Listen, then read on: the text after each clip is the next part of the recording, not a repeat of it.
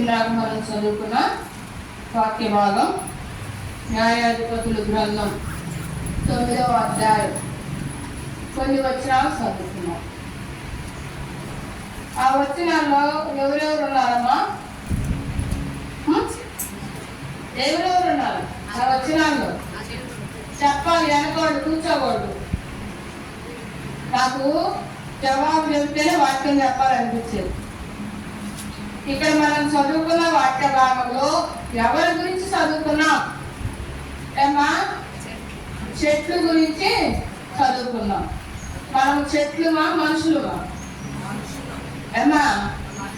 మనుషులు. కానీ మనుషులమైన మనము ఇప్పుడు వేటి గురించి చెప్పుకోవాల్సి వస్తుందంటే ఈ దినం చెట్లు గురించి చెప్పుకోవాల్సి వస్తుంది. ఏంటి ఈ చెట్టుల్లో తీర్మానాన్ని చూస్తున్నాం మనం. ఈ చెట్టు ఏ రీతిగా తీర్మానం చేసుకుంటాయో చూస్తూ ఉన్నాం. నిజంగా మనుషులమైన మనము కొన్ని పర్యాయాలు ఇట్టి తీర్మానాన్ని మనము చేయలేము. ఇట్టి సిద్ధపాటైన తీర్మానంలో మనము నిలబడలేము. అందుకే ఈ యొక్క ఉదయకాల సమయంలో సియోను వాసుల మధ్య 4 రకాల చెట్ల గురించి ప్రభు మాట్లాడాలనుకుంటున్నాడు. ఈ 4 రకాల చెట్లు అనుభవంలో మనము మన జీవితాలను పరిశీలన చేసుకునే వారంగా ఉన్నాం. ఇక్కడ 4 రకాల చెట్లు, 3 చెట్లు అనగా ఒలీవ చెట్టు, అంజూరపు చెట్టు, ద్రాక్ష చెట్టు ఒక మనసు కలిగి ఉన్నాయి. ఇంకొక చెట్టు ఉన్నది, ఏంటిదంటే ముండ్ల చెట్టు. ఈ ముండ్ల చెట్టు మనసు డిఫరెంట్ గా ఉంది. 3 చెట్లేమో ఏమంటున్నాయంటే రాజుగా నిలవడానికి ఏర్పాటు చేసుకోవడానికి కొన్ని చెట్లు వచ్చినాయి. కొన్ని చెట్లు వస్తే 3 చెట్లు ఏమంటున్నాయి అంటే మేము రాజుగా ఉన్నాం కొన్ని అంటున్నాయి. అర్థమైందా? మేము రాజుగా ఉన్నాం కొన్ని అంటుంది. ఒక చెట్టు మాత్రం ఏమంటుంది, నిజంగా నన్ను రాజుగా చేస్తారా, రండి అని కేకలు వేస్తుంది అనమాట. చూసారా, మనుషుల కంటే చెట్టుల్లో కూడా పదవీ కాంక్ష ఎక్కువగా ఉంది. అవును కదా? రాజుగా ఉండాలన్నా ఎవరు ఊరుకోరు చెప్పండి. ఇప్పుడు మిమ్మల్ని ప్రెసిడెంట్ గా నిలబెడితే నాకు చదువు రాదు అంటారా? అనరు. ఎందుకని? మాటూరు మండలానికే మనం ఎవరు ప్రెసిడెంట్లు కాబట్టి చదువుతో పనిలేం. అర్థమైనా? ఆరాధన చేయమ్మా, ప్రార్థన చేయమ్మా, బైబిల్ చదువుతున్నావంటే అప్పుడు ఏమంటాము, నాకు చదివే రాదమ్మా, ప్రార్థన చేయాలన్నా భయమే, ఆరాధన చేయాలన్నా భయమే. అవును, దేవుణ్ణి మాత్రం దుఃఖ పెట్టే విషయంలో చాలా ఫాస్ట్ గా ఉంటా, చాలా ఫస్ట్ గా ఉంటా అంటాం. అట్లాంటి వాళ్ళమన్నమాట మనుషులమైన మనం. 3 చెట్ల తీర్మానం ఈ ఉదయకాల సమయంలో నా తీర్మానమై ఉండాలి. ఈ 3 చెట్లలో ఉన్న అభిప్రాయం మన అభిప్రాయమై ఉండాలి. ఈ 3 చెట్లు చేసిన తీర్మానంలో ఏ తీర్మానంలో తప్పిపోయామో పరిశీలన చేసుకునే వారిగా ఉండాలి. మొదటి చెట్టు కాడుకోగా రండి. చెట్లు అటు ఇటు ఊగులాడుతూ అంటుంది. ఇంకో జవాబు ఏం చెప్తున్నాయి? ఇటు అటు ఊగుటకు నేను రాజుగా ఉంటానా ఏంటి అంటుంది. ఇటు అటు అంటే చెప్పండి. ఇటు అటు అంటే ఏమి చూపిస్తుంది? కొంత సమయం వెలుగు, కొంత సమయం చీకటి, కొంత సమయం లోకం, కొంత సమయం మందిరం. ఇటు అటు ఊగులాడే బ్రతుకును మన జీవితాలు పోల్చుకుంటే మనకి ఏమి చెప్తున్నాయి అని అంటే అవి అంత బాగా మాట్లాడటానికి వీలు లేక సింపుల్ ఒకే మాటలు చెప్పేసి అంజూరపు చెట్టు కానీ, ఒలీవ చెట్టు కానీ, ద్రాక్ష చెట్టు కానీ ఏమంటుంది అంటే ఇటు అటు ఊపులకు చెట్ల మీద నేను రాజుగా ఉంటానంటే మేము ఉండమని అంటాను. అర్థమైందా? అయితే మనుషులు అయితే చెప్పండి, కాసేపు లోకంలో ఉంటాం, కాసేపు పంజరంలో ఉంటాం. నేను ఒకసారి ఒక ఇంటికి ప్రార్థన చేయడానికి వెళ్ళాం. విజిటింగ్ చేయడానికి వెళ్తే ప్రార్థన చేద్దాము, ఒక అక్కను బాగలేదంట, పోయి చూసేద్దామని వెళ్ళేదైతే నన్ను చూసి దేవుడి పాటలు పెట్టారు టీవీలో. అర్థమైందమ్మా? దేవుడి పాటలు పెట్టారు నన్ను చూసి. అప్పుడు అక్కడ ఆ యొక్క మరి టీవీలో వస్తున్న పాటకి ఈ సహోదరు ఏం చేస్తుందంటే చప్పట్లు పడుతుంది. ఇప్పుడు వచ్చిన సేవకురాలు ఏమనుకోవాలి, వ్యాధిలో కూడా ఏమో దేవుణ్ణి మరవలేదు అని, ఈ వ్యాధిలో కూడా సంతోషంగా పాట పాడుతుంది అని అనుకోవాలన్నమాట. అంతలేక వాడి మనవుడు వచ్చి ఏం నాయనమ్మ ఇప్పుడు రాకు సినిమా పాటలు పెట్టి ఆంటీ రాకు నువ్వు దేవుడు పాటలు పెట్టావా అని అడిగాడు. అయిపోయా మన భక్తి జీవితం అది. కొంతసేపు ఏమో లోకం కావాలి, కొంతసేపు ఏమో ఏం కావాలి, దేవుడు కావాలి, మందిరం కావాలి, కొంతసేపు ఏమో వెలుగులో ఉంటాం. ఎవరన్నా కానీ ఇంపార్టెంట్ అయిన వాళ్ళు కనుక కష్ట పరిస్థితిలో ఒకరిని ఆదరించడానికి రమ్మన్నామంటే ఆ ఆచారాల్లోకి మేము రామంటాం. మన ఇంటి కాడికి వచ్చేది మన ఆచారాలు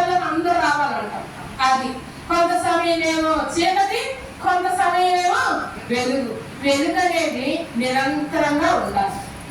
అర్థమైందా? వెలుగు అనేది కాసేపు వెలుగు, కాసేపు చీకటి, అది నిలిసిద్దా? ఇప్పుడు కరెంటు వస్తా పోతా ఉంది. కరెంటు రానప్పుడు నా మాట మీకు స్పష్టంగా వినపడిద్దా? వినపడదు. కరెంటు ఉంటేనే వినపడింది. కరెంటు లేనప్పుడు నా మాట మీకు వినపడదు. మీరంతే కూర్చోవాలి రాళ్ళులాగా. ఇది లోకంలో ఏముందంటే వెలుగుంది, చీకటి ఉంది. ఏది కావాలో కోరుకోవాలి. అందుకే సియోను వాసులు ఎలా ఉండాలంటే గంతులు వేసేవాళ్ళుగా ఉండాలి. ఘన కార్యాలు సియోనులో చూడాలంటే మీరు ఎలా ఉండాలంటే గంతులు వేసేవాళ్ళుగా ఉండాలి. సియోను వాసుల యొక్క వారి యొక్క తీర్మానము ఏ రీతిగా ఉండాలంటే దేశము చూసి, దేశం అంటే ఏంటిది? దేశం అంటే మట్టి కాదు, దేశం అంటే మనుషులే. మీ చుట్టుపక్కల వాళ్ళందరూ చూసి ఏమనాలి? వాళ్ళు గంతులు చూడండి, వాళ్ళు కట్టుచున్న ఆ మందిరాన్ని చూడండి, వాళ్ళకు దేవుడు సహాయం చేసి ఘనకార్యాలు చేస్తున్నాడు అని చెప్పాలి అన్నమాట. అందుకే 2వ వచనంలో పాడుకున్నాం. ఏమని పాడుకున్నాము? శేషము నిలిచి ఏం చేస్తారంట? ప్రార్థన చేస్తారు. శేషము నిలిచి ప్రార్థన చేసే వాళ్ళు ఉంటారు. ఆ అక్క రాలేదు, నేనే ఎక్కువగా ప్రార్థన చేశాను. ఆ అన్న రాలేదు, ఈరోజు ఏమైనారంట? ఈ ముచ్చట్లకు శేషంగా ఉండబాకండి. దేవుని సన్నిధిలో మీ ముందు చాలా పని ఉన్నది. కట్టుటకు పూనుకొందాం రెండని నెహెమ్యా ఏ రీతిగా కేక వేస్తున్నాడో సియోను వాసులైన మీతోటి దేవుడు కేక వేస్తున్నాడు. కట్టుటకు పూనుకొందాం రెండని కేకలు వేస్తున్నాడు. మనలో ఉన్నది ఏంటంట? ఆ రోజు యెరూషలేమును కట్టుటకు, అందులో కట్టడానికి ముందు పునర్నిర్మించడానికి, ఆ గోడలు పడిపోయినవన్నీ శుభ్రం చేయడానికి చెత్త చెదారం చాలా వచ్చిందంట. చాలా వచ్చిందంట. మనలో ఉన్న చెత్త చెదారం అంతా ఏం చేయాలి? తీసివేసుకోవాలి. ఆ చెత్త చెదారాన్ని ఎప్పుడైతే మనం కాల్చి వేస్తామో అప్పుడు నువ్వు వెలుగుమయంగా ఉంటావు. అప్పుడు మనం ఎలా ఉంటామంటే ఇక లోకంలో పనిలేదు, నా దేవుడి ఇల్లే నాకు, నా దేవుడి మందిరమే నాకు వెలుగే కావాలి. మనలో చెత్త ఉన్నంత కాలం కొంచెం సమయం చీకటిగా ఇటు అటు ఊగులాడే భక్తిగా మనం బ్రతికే వారంగా ఉంటాం. అందుకే ఈ చెట్లు తీర్మానము ఈ యొక్క మధ్యాహ్న కాల సమయంలో నీనా తీర్మానమై ఉండాలి. మొదటి చెట్టు దగ్గరికి వెళ్దాం రండి. ఆ చెట్టు ఏమంటుందో 9వ వచనం 9:9 మమ్మల్ని ఏలుమని ఒక నిమిషం, ఇది నేను చదివిస్తున్నాను, మళ్ళా నేను పలుకుతున్నా, జాగ్రత్తగా వినాలి. ఏ చెట్టు అనగానే ఎట్ట చేయాలి? గంతులు వేసేవాళ్ళు చెప్పినట్టుగా చెప్పాలి. చదువు 9వ వచనం. ఒలీవ చెట్టును అడగగా ఒలీవ చెట్టు దేవుని మానవులను దేని వలన నరులు సన్మానించుదురో ఆనా తైలం ఇయ్యక మాని చెట్ల మీద రాజునైంది ఇటు అటు ఊగుటకు నేను వచ్చేదనా అని వాటితో. ఏ చెట్టు అమ్మా ఈ చెట్టు? ఒలీవ చెట్టు. ఈ చెట్టును వచ్చి మమ్మల్ని ఏలు అని చెప్తున్నాయి అన్నమాట. ఈ చెట్టును చెప్తూ ఉన్నప్పుడు ఈ ఒలీవ చెట్టు ఏమంటుందంటే నేను ఇటు అటు ఊగుటకు నేను రాను అంది. రెండవదిగా ఏమంటుందంటే దేవునిని మానవులను సన్మానించే నా తైలము ఇయ్యకు మాంటానా. మొట్టమొదట ఒలీవ చెట్టు ఎవరిని ముందు పెడుతూ వచ్చింది? దేవుణ్ణి. ఎవరిని ముందు పెడుతూ వచ్చినామా?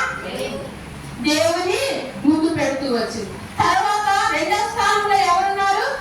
మానవులు ఉన్నారు. అందుకే కీర్తన గ్రంథంలో ఏం రాయబడుతూ వచ్చిందంటే 8వ కీర్తనలో నీకంటే కొంచెం తక్కువ వారిని చేసి ఉంటుంది.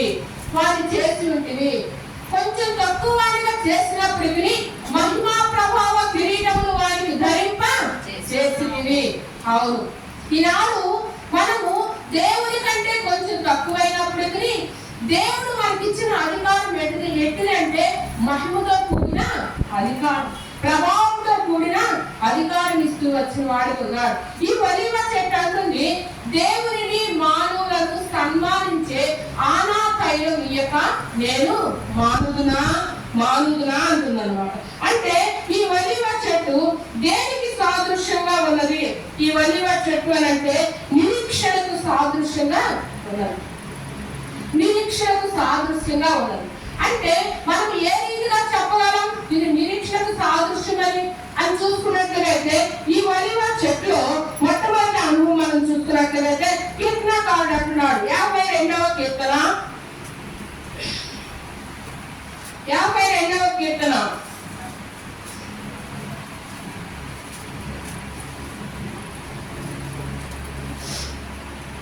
8వ వచనం. నేనైతే దేవుని మందిరములో పచ్చని ఒలీవ చెట్టు వలె ఉన్నాను. నిత్యము దేవుని కృపయందు నమ్మిక ఉంచి ఉన్నాను. ఇక్కడ ఒలీవ చెట్టు యొక్క అనుభవం భక్తుడు తనకు సాదృశ్యంగా తీసుకున్నాడు. ఎందుకంటే మొట్టమొదటి చెప్పాం, మనమేమో మనుషులము చెప్పుకుంటున్నాం ఏంటంటే వేటి గురించి చెప్పుకుంటాం? చెట్టు గురించి. మరి దావీదు చెట్ట మనిషేనా? దానికి ఎక్కడ డౌట్ ఉందమ్మా? ఏం డౌట్ లేదుగా. దావీదు చెట్టుతో పోల్చుకున్నాడు తన జీవితాన్ని. ఏ చెట్టుతో పోల్చుకున్నాడమ్మా? ఒలీవ చెట్టుతోటి పోల్చుకున్నాడు. ఆయన అంటున్నాడు, నేనైతే దేవుని మందిరములో పచ్చని ఒలీవ చెట్టు వలె ఉన్నాను. నిత్యము కదలక ఆయన కృపయందు నేనేం చేశాను? నమ్మిక ఉంచాను. ఏమి ఈ చెట్టుకి ఏమి తుఫాన్ రాదా? ఈ చెట్టుకేమి వడదెబ్బ కొట్టదా? ఈ చెట్టుకి ఎండ రాదా? ఈ చెట్టుకు ఏ తెగులు రాదా అని అంటే అన్ని వస్తాయి. ఆదికాండముల గ్రంథము 8వ అధ్యాయంలో నోవాహు జల ప్రళయం తర్వాత మొట్టమొదటి ఒక పక్షిని బయటికి పంపించాడు. ఏ పక్షి అమ్మా? గట్టిగా చెప్పండి. కాకిని పంపించినప్పుడు అది తిరిగి వచ్చిందా? తిరిగి రాలా. అయితే పావురాన్ని పంపించాడు రెండోసారి. పంపించినప్పుడు అదేం తెచ్చింది? ఒలీవ చెట్టు యొక్క ఆకుని తెచ్చింది. అప్పటికే భూమి ఏమైపోయింది? తుడుపు పెట్టబడింది. మనుషులతో కాదు, జంతువులు, పక్షులు, పురుగులు, అలాగే చెట్లు, పుట్టలు మొత్తం కూడా ఏమైపోయామా? తుడుపు పెట్టబడి నేలంతా ఏమైంది? ఉరకెత్తిపోయింది. అవును కదా. మనం పంట పొలాల దగ్గరకని వెళ్తే రైతు చేసిన సాగుబడికి తగినంత నీరు లేకపోయినా ఫలం రాదు, నీరు ఎక్కువైనా ఫలం రాదు. అవును కదా. నీరు ఎక్కువైతే ఏమవుతాయి అమ్మా? మిరప మొక్కలు కానీ పొగ మొక్కలు కానీ మరి ప్రతి మొక్కలు ఏమవుతాయి? ఉరకెత్తుతాయి. అయితే ఒలీవ చెట్టు ఉరకెత్తిందా? ఒలీవ చెట్టు ఉరకెత్తల. అంటే అందుకే దావీదు మహారాజు నేనైతే దేవుని మందిరంలో పచ్చని ఒలీవ చెట్టు వలె ఉన్నానని ఎందుకు అంటున్నాడంటే దానికి తుఫాను వచ్చినా ఎండ దెబ్బ వచ్చినా అది మాత్రం ఏం చేసింది? తన సృష్టికర్త ఏదైతే చేయమన్నాడో అది చేస్తాం అంతే. ఉరకెత్తిన నేలలో నుంచి ఏ మొక్క రాకపోయినప్పటికీ పావురము ఒలీవ ఆకును తీసుకొని వచ్చింది. ఈనాడు మన కుటుంబంలో జీవితాలలో, వ్యక్తిగత జీవితాలలో ఎన్నో ఉరకెత్తే అనుభవాలు ఉంటాయి, ఎన్నో ఆటుపోట్లు ఉంటాయి, ఎన్నో సమస్యలు ఉంటాయి మన జీవితాల్లో. వీటన్నిటిని బట్టి నేను ఏడుండే ఒలీవ మొక్కలాగని కూలబడకూడదు. అర్థమైందా? వీటన్నిటిని బట్టి మనం ఏం చేయాలంట? ధైర్యం తెచ్చుకోవాలి. దేవుని నామమును బట్టి దావీదు ఏం చేస్తూ వచ్చాడు? ధైర్యం తెచ్చుకున్నాడు. ధైర్యం తెచ్చుకొని ఏ పోదును తెమ్మని అడిగి యెహోవా యొద్ద విచారణ చేస్తూ వచ్చిన వాడు ఉన్నాడు. మొదటి సమయాల గ్రంథంలో ఉన్నది ఆ మాట. దేవుని యొక్క విచారణ చేస్తూ వచ్చిన వాడు ఉన్నాడు. ప్రభు నామమును బట్టి మనకు వచ్చే ప్రతికూలమైన ప్రతి పరిస్థితిలో కూడా మనం ఏం కావాలి? ధైర్యం తెచ్చుకోవాలి. ఎవరైనా ధైర్యపరుస్తారు వచ్చి? ఎవరైనా అంటారా? ఎవరు లేదు. ప్రతి వాడు తను తాను ఏం చేసుకోవాలి? ప్రోత్సాహపరచుకోవాలి. తను తాను ప్రోత్సాహపరచుకోవాలి. భర్త వచ్చి ప్రోత్సాహపరుస్తాడే, బిడ్డలొచ్చి ప్రోత్సాహపరుస్తాడే అంటే వాళ్ళ ప్రోత్సాహం ఏమాత్రం కూడా పని చేయదు. మన జీవితాల్లో మనల్ని మనం ప్రోత్సాహపరుచుకున్నప్పుడే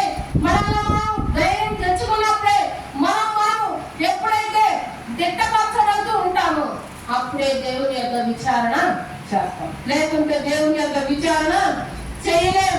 ఈ ఉదయకాల సమయంలో ఒలీవ చెట్టు లాంటి తీర్మానం నీకుందా?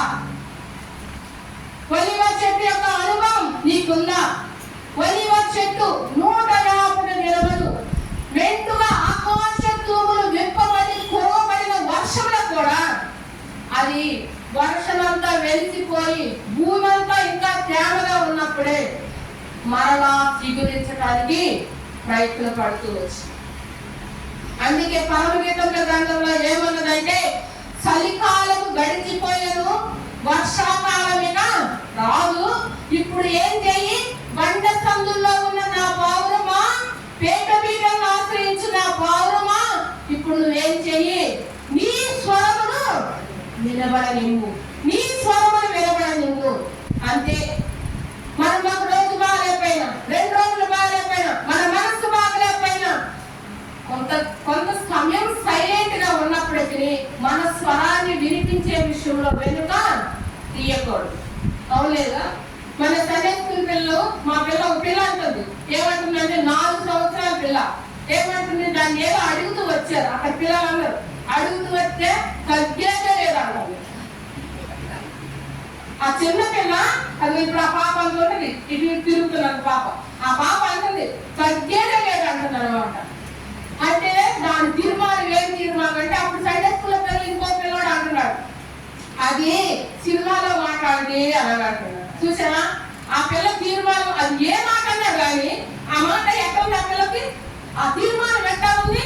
ఈనాడు మన జీవితాల్లో కూడా తగ్గేదే. అంతే, భక్తి విషయాల్లో తగ్గేదే, మందిరం పట్టుకునే విషయంలో తగ్గేదే.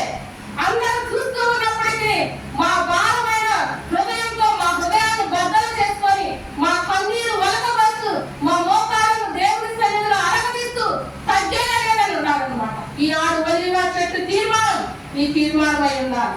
దానికి ఎన్నో పరిస్థితులు వచ్చినప్పటికీ అది ఏ రీతిలో చిగురిస్తానికి సిద్ధపడిందో, అది ఏ రీతిలో మరలా అభివృద్ధి పొందటానికి ఇష్టపడుతూ వచ్చింది. అందుకే మీరందరూ కూడా దేవునిలో ఎవరంటే ఒలీవ మొక్కలు.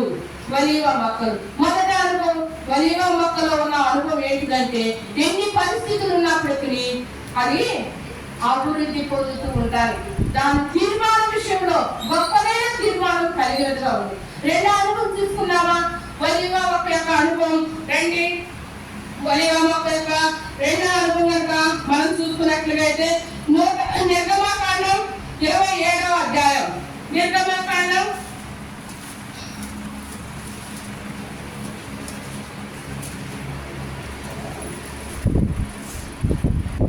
27వ అధ్యాయం 20వ వచనం. మరియు దీపము నిత్యం వెలుగుచుండునట్లు ప్రదీపమునకు దంచి తీసిన అచ్చము ఒలీవ నూనె తేవలనని ఇశ్రాయేలుకు ఆజ్ఞాపించుము. సాక్ష్యపు మందసం ఎదుటను మందసం ఎదుటనున్న తెర లోపల వెలుపల ప్రత్యక్షపు గుడారములో అహరోనును అతని కుమారులను సాయంకాలం మొదలుకొని ఉదయం వరకు యెహోవా సన్నిధిని దాన్ని సవరింపవలెను. అది ఇశ్రాయేలీయులకు వారి తరతరముల వరకు నిత్యమైన కట్టడం. ఇక్కడ మనం చూస్తూ ఉన్నాం, ప్రత్యక్షపు గుడారంలో దీపమును వెలిగించడానికి ఏం కావాలంటమ్మా? అసలు మాటే వెంటలా మీరు మాకు ఏం కావాలి? ఒలీవల నూనె. వాస్తవం చెప్పండి, ఏదైనా గొడవ తింటే గొంతుతో మాట్లాడతారా? పెద్దలు మాట్లాడదా? ఓపిక రాదా? చెప్పండి, ఏ నూనె కావాలంట? ఒలీవల నూనె. ఒలీవ చెట్టు అనుభవం 2వదిగా చూసుకుంటే, ఒలీవ చెట్టులో ఏది వేస్ట్ లేదు. ఏమ్మా చిటిమమ్మ ఏంటన్నావా? ఒలీవ చెట్టులో ఏది వేస్ట్ లేదు. అర్థమైందా? ఆకులేమో దాన్ని నూరి ఆయుర్వేద వైద్యం కింద వాడతారు. ఒలీవ కాయల్లోనేమో నూనె తీస్తారు. చెట్టు బెరడు వేర్లతోటి వైద్యానికి వాడుతూ ఉంటారన్నమాట. అది గాయాలను పెట్ట. గాయములను వెంటనే ఎంత చెడిపోయిన గాయమైన, అంటే చెడిపోయినట్టు మీరు వేరే అర్థం చేసుకోకూడదు. కుళ్ళిపోయి ఉండదు చూడండి, చీమ్ పట్టి రక్తం కాక దుర్వాసన వస్తుంది చూడండి, అటువంటి గాయాలకి ఈ ఒలివ నూనె వాడతారు, ఈ ఒలివ చెట్టు ఏరు వాడతారు. మరి మన జీవితాల్లో మనం నేర్చుకోవాల్సింది ఏంటిదంటే, ఈ ఒలివ నూనె సాయంకాల సమయమున అహరోను కుమారులు దీపములను సవరించి చక్కబరిచి, ప్రదీపములను చక్కబరిచి ఆ ఒలివ నూనె పోసి ఏం చేయాలంట? వెలిగించాలి. ఏమి నువ్వుల నూనెతో వెలిగిస్తే వెలగదా? వెలగదా? ఏ నూనెతోనైనా వెలుగుతుంది. కానీ ఇది ఏంటిదంటే ఇశ్రాయేలుకు కట్టడంట. మరి మీనా కట్టడేంటి? ఒలివ నూనె రావాలంటే కాయలు పట్టుకోవాలి, నూనె వస్తుందా? దాన్ని ఏం చేయాలి? దంచి తీయాలి. మన ఆత్మీయ జీవితంలో మన ప్రభువైన యేసుక్రీస్తు వారు దంచబడుతూ వచ్చాడు. మన కోసం ఏమవుతూ వచ్చాడు? దంచబడుతూ వచ్చినాడు. పలు గాయాలు నవ్వుతూ వచ్చినాడు. ఆయన వీపు నాగల సాగవల దున్నబడుతూ వచ్చింది. ఆయన నీ కోసం నా కోసం దంచబడిన వాడే ఆ రక్తమును కార్చి రక్షణ ఇచ్చాడు. అయితే మన క్రైస్తవ జీవితంలో దంచబడేదానుగా ఉన్నావా? మన క్రైస్తవ జీవితంలో నలుగొట్టబడేదానుగా ఉన్నావా? దంచకపోతే వెలుగు లేదు. అర్థమైనమ్మా? దంచకపోతే వెలుగు లేదు. నేను దంచడానికి ఇష్టపడను అని అంటే నీలో వెలుగు లేనట్టు లెక్క. అది కట్టడ ఇశ్రాయేలు. ఈనాడు మీనా కట్టడ ఏంటంటే, ఆ కలవరి శిలువలో ఆయన పడి ఆయన కార్చిన రక్తం ఏ రీతిగా దంచబడి వస్తుందో, ఈనాడు క్రైస్తవ జీవితంలో మనము కూడా ప్రార్థనలో దంచబడాలి. దేవుని ఇంటి పనుల్లో దంచబడే వారు ఉండాలి. అనేకుల మధ్య పొలం పనులకు వెళ్ళినా, షాపులకు వెళ్ళినా, ఉద్యోగాలకు వెళ్ళినా నువ్వు ఎలా ఉండాలంటే వెలుగుగా కనపడాలి. వెలుగు ఉంటేనే మనిషి శాంతము చూడగలం. వెలుగు లేకుండా మనుషులు చూస్తామమ్మా? చూడలేము. అలాగే ఈ లోకానికి నువ్వు ఎవరమంట? వెలుగువి. ఈ లోకానికి వెలుగువి. కొండ మీద పట్టణము ఏ రీతిగా మరుగు లేకుండా కనబడిందో, కొండ మీద పట్టణం అంటే ఊరికే వచ్చిందా? మనం కొండ మీద పట్టణం కంటితో చూడగానే కొండ మీదకి వెళ్తామా? వెళ్ళు. ఏం చేయాలి? ఆ పట్టణం దగ్గరికి వెళ్ళాలి అంటే ఏం చేయాలి? ఆ కొండ ఎక్కాలి. ఆ కొండ ఎక్కితేనే ఆ పట్టణాన్ని చేరుకోగలం. ఆ కొండ ఎక్కాలంటే కష్టంతో కూడిన పని.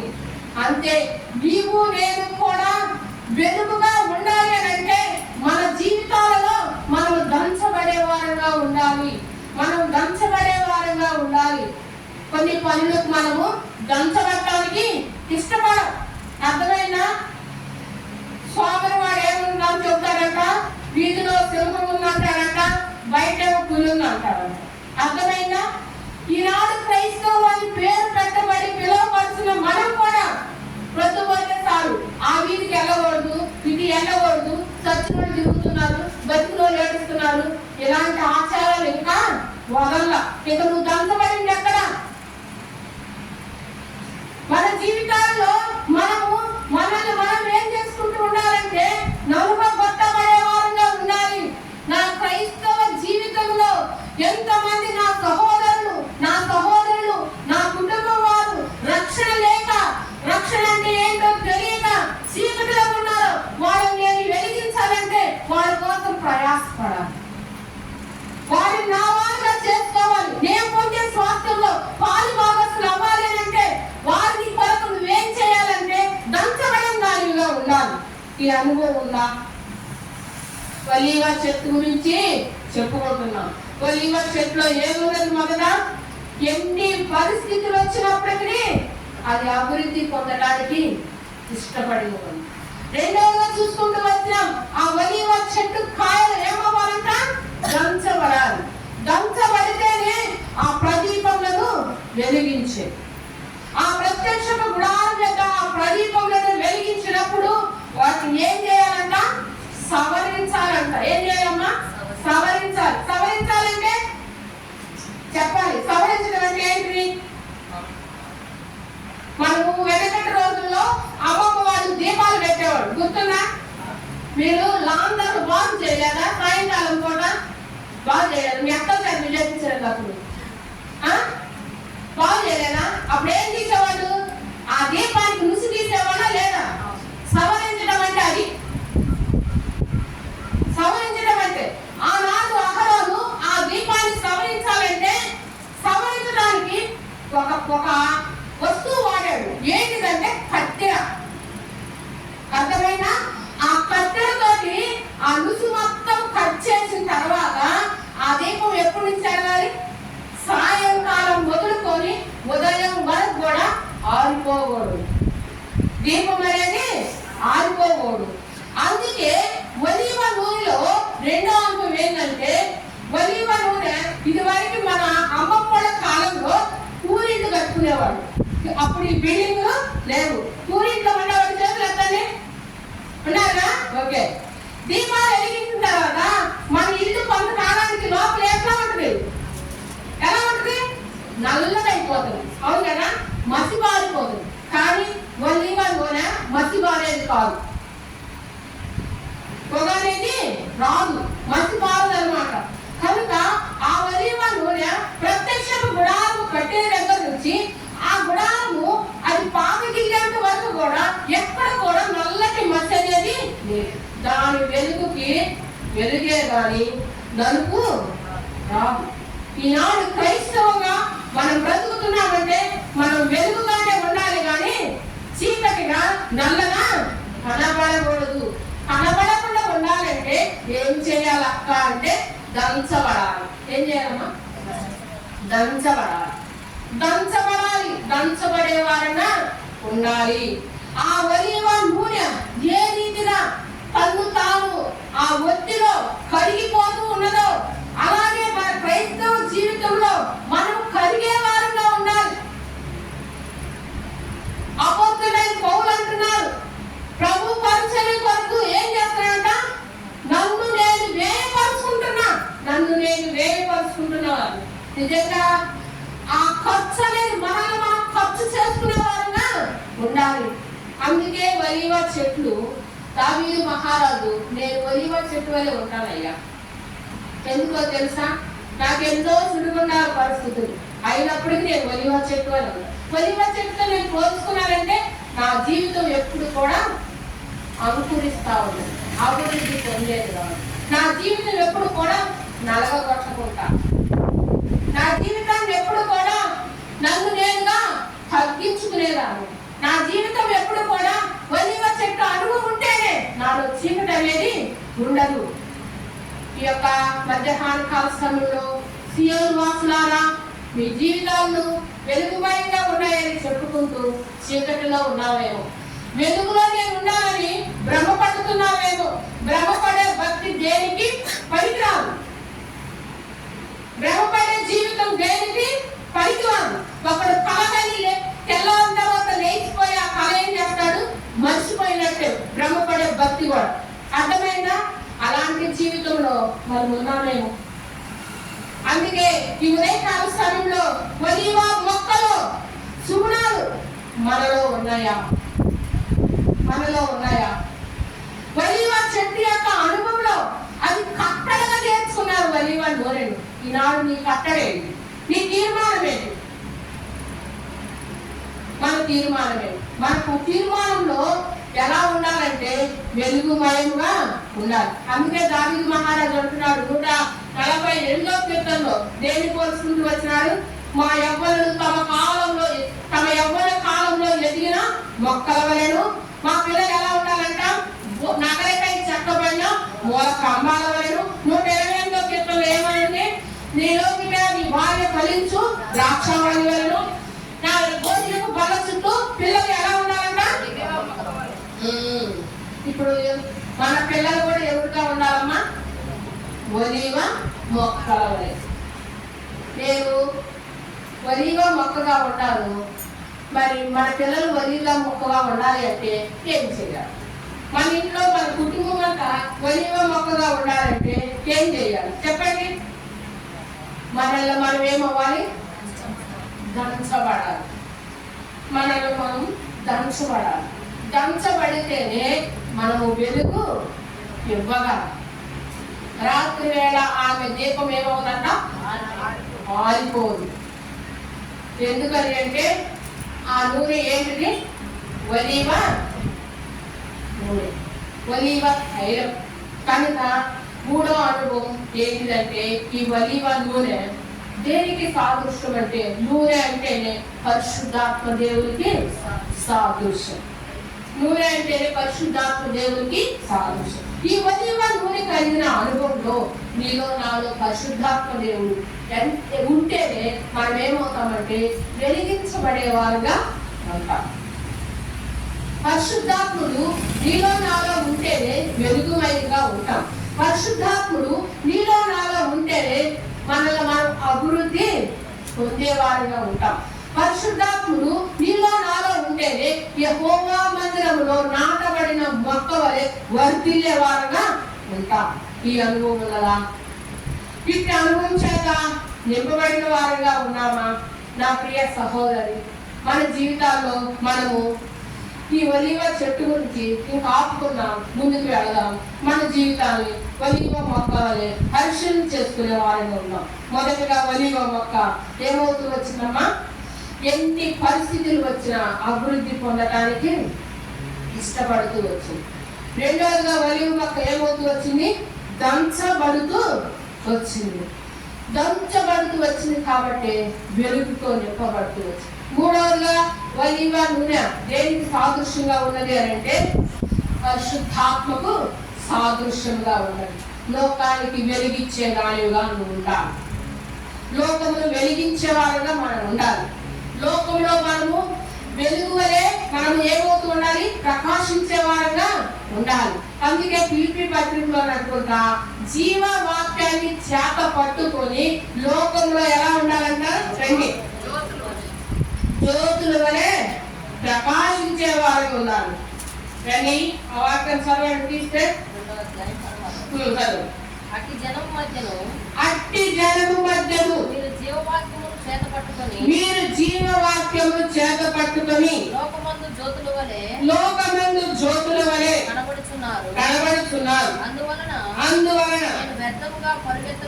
నేను వ్యర్థముగా పరిగెత్తలేదనియు నేను పడిన కష్టము నిష్ప్రయోజనము కాలేదనియు క్రీస్తు దినమునకు నాకు అతిశయ కారణం కలుగు. అది అపోస్తలుడైన పౌలు అతిశయపడుతున్నాడు ఫిలిప్పీ సంఘాన్ని చూసి. ఎందుకో తెలుసా అమ్మా? అవి లేకండి.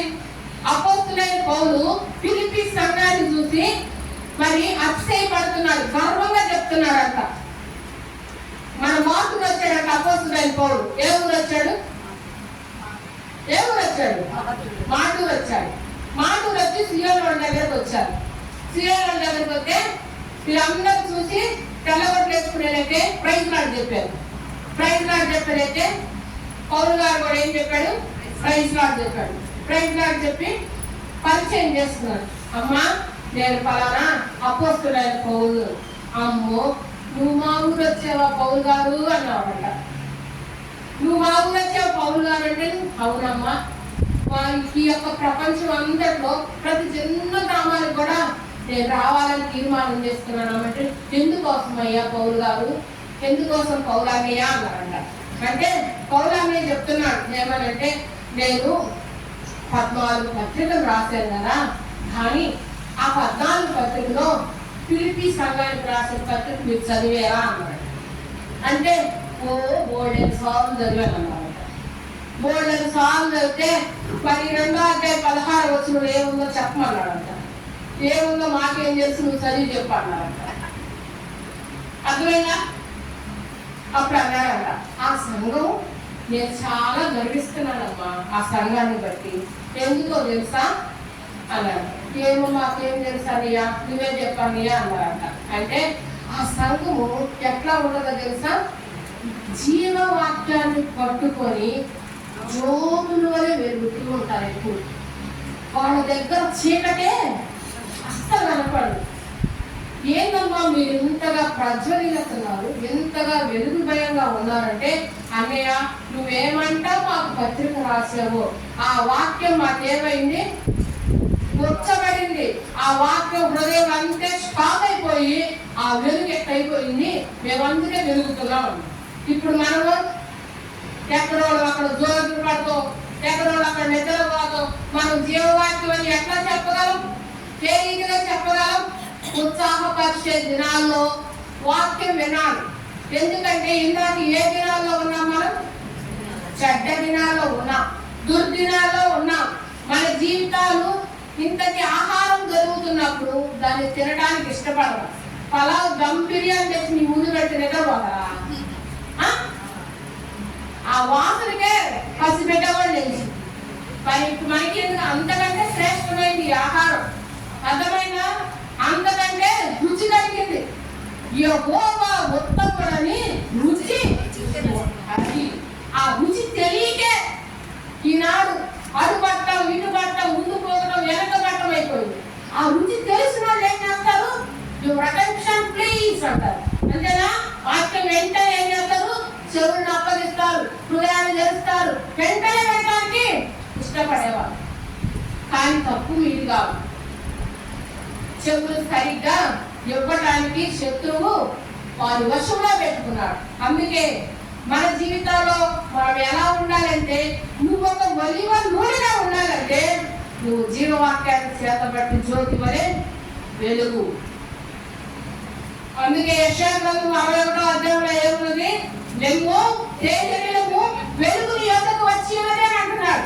అవును, నువ్వు ఎప్పటికప్పుడు దినదినం ఎలా ఉండాలంటే, నీ శరీరానికి వయసు ఉండొచ్చు, 90 ఉండొచ్చు, 70 ఉండొచ్చు, నీ మోకాలకు నొప్పులు రావచ్చు. నువ్వు ఎలా ఉండాలంటే, దేవుడు ఈ దినం ఫ్రెష్గా వెలిగించాడు. ఏమ్మా, జీవమ్మా, జ్యోతిమ్మ, కోటమ్మ అని మిమ్మల్ని అందరూ లేపుతున్నాడు. మీరు లేపున్నప్పుడు మీరు వెంటనే ఏమి ధరించుకున్నారంటే వెలుగును ధరించుకున్నారు. లేలేము సియోను నీ బలమును, అసలు బలము ధరించుకునే దినాల్లో ఉండాలి మీరు. అర్థమైందా? బలము కలిగిన దినాల్లో ఉండాలి. శక్తికి మించిన పనులు మీ ముందు ఎట్టా జోగిడితే ఎట్టాగా మన జీవితాల్లో వెలుగు కలిగిన వారంగా ఉండాలి, నిర్భయముగా ఉండాలి. ఎక్కడ కూడా నిరుత్సాహం అనేది అస్సలు ముందు పెట్టుకోకూడదు అనమాట. మన జీవితాల్లో అది కలిగి ఉండాలి. తుఫాను వచ్చినా, చలిగాలి పరిస్థితులు వచ్చినా, గొడవలు వచ్చినా, ఏ పరిస్థితులు వచ్చినా, ఈనాడు నువ్వు నేను ఎవరమంటే, నా దేవుని మందిరంలో నేను ఒలివ చెట్టు. అది ఏమన్నా మీరు ఎంత కవలకుండా ఉన్నారు, ఎంతగా ఏది వచ్చినా కానీ అసలు ఏం పట్టించుకోరు. మీకు చింతే లేదంటే ఎందుకు మాకు చింత? మేము నిత్యం మా దేవుని ఏం కలిగి ఉన్నా, నమ్మిక కలిగిన వాడు.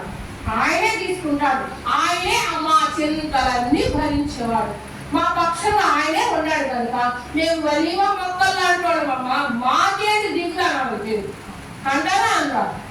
అంటారా? తీర్మానం కలిగి ఉంటారా? ఇది ఒలివ మొక్క యొక్క సారాంశం. రండి రెండో మొక్క కాడికి వెళ్దాం. న్యాయాధిపతుల గ్రంథం 9వ అధ్యాయం 10వ వచనం. అప్పుడు చెట్లు నీవు వచ్చి మమ్మల్ని ఏలుమని అంజూరపు చెట్టును అడగగా అంజూరపు చెట్టు మీద రాజులై ఉండి ఇటు అటు ఊగుటకు నా మాధుర్యమును నా మంచి ఫలములను నేను ఇయ్యక మానుదునా అని వాడతాను. రెండో చెట్టు కాడికి వచ్చారు. రెండో చెట్టు కాడికి వచ్చి ఏమంజూరపు చెట్టు, నువ్వన్నా మా మీద రాజుగా ఉంటావా అని అడిగింది. అడిగిన చెట్లు అన్ని అడిగింది. అర్థమైందమ్మా? మొదటి చెట్టు ఏం చెట్టు? నేను సంవత్సరం తర్వాత వచ్చినా కానీ ఈ చెట్టు గురించి అడుగుతున్నాను. అర్థమైనా? ఖచ్చితంగా గుర్తు పెట్టారు. మాట్లాడండి. అర్థమైనా? ఇప్పుడు రెండో చెట్టు ఏం చెట్టు చెప్పండి?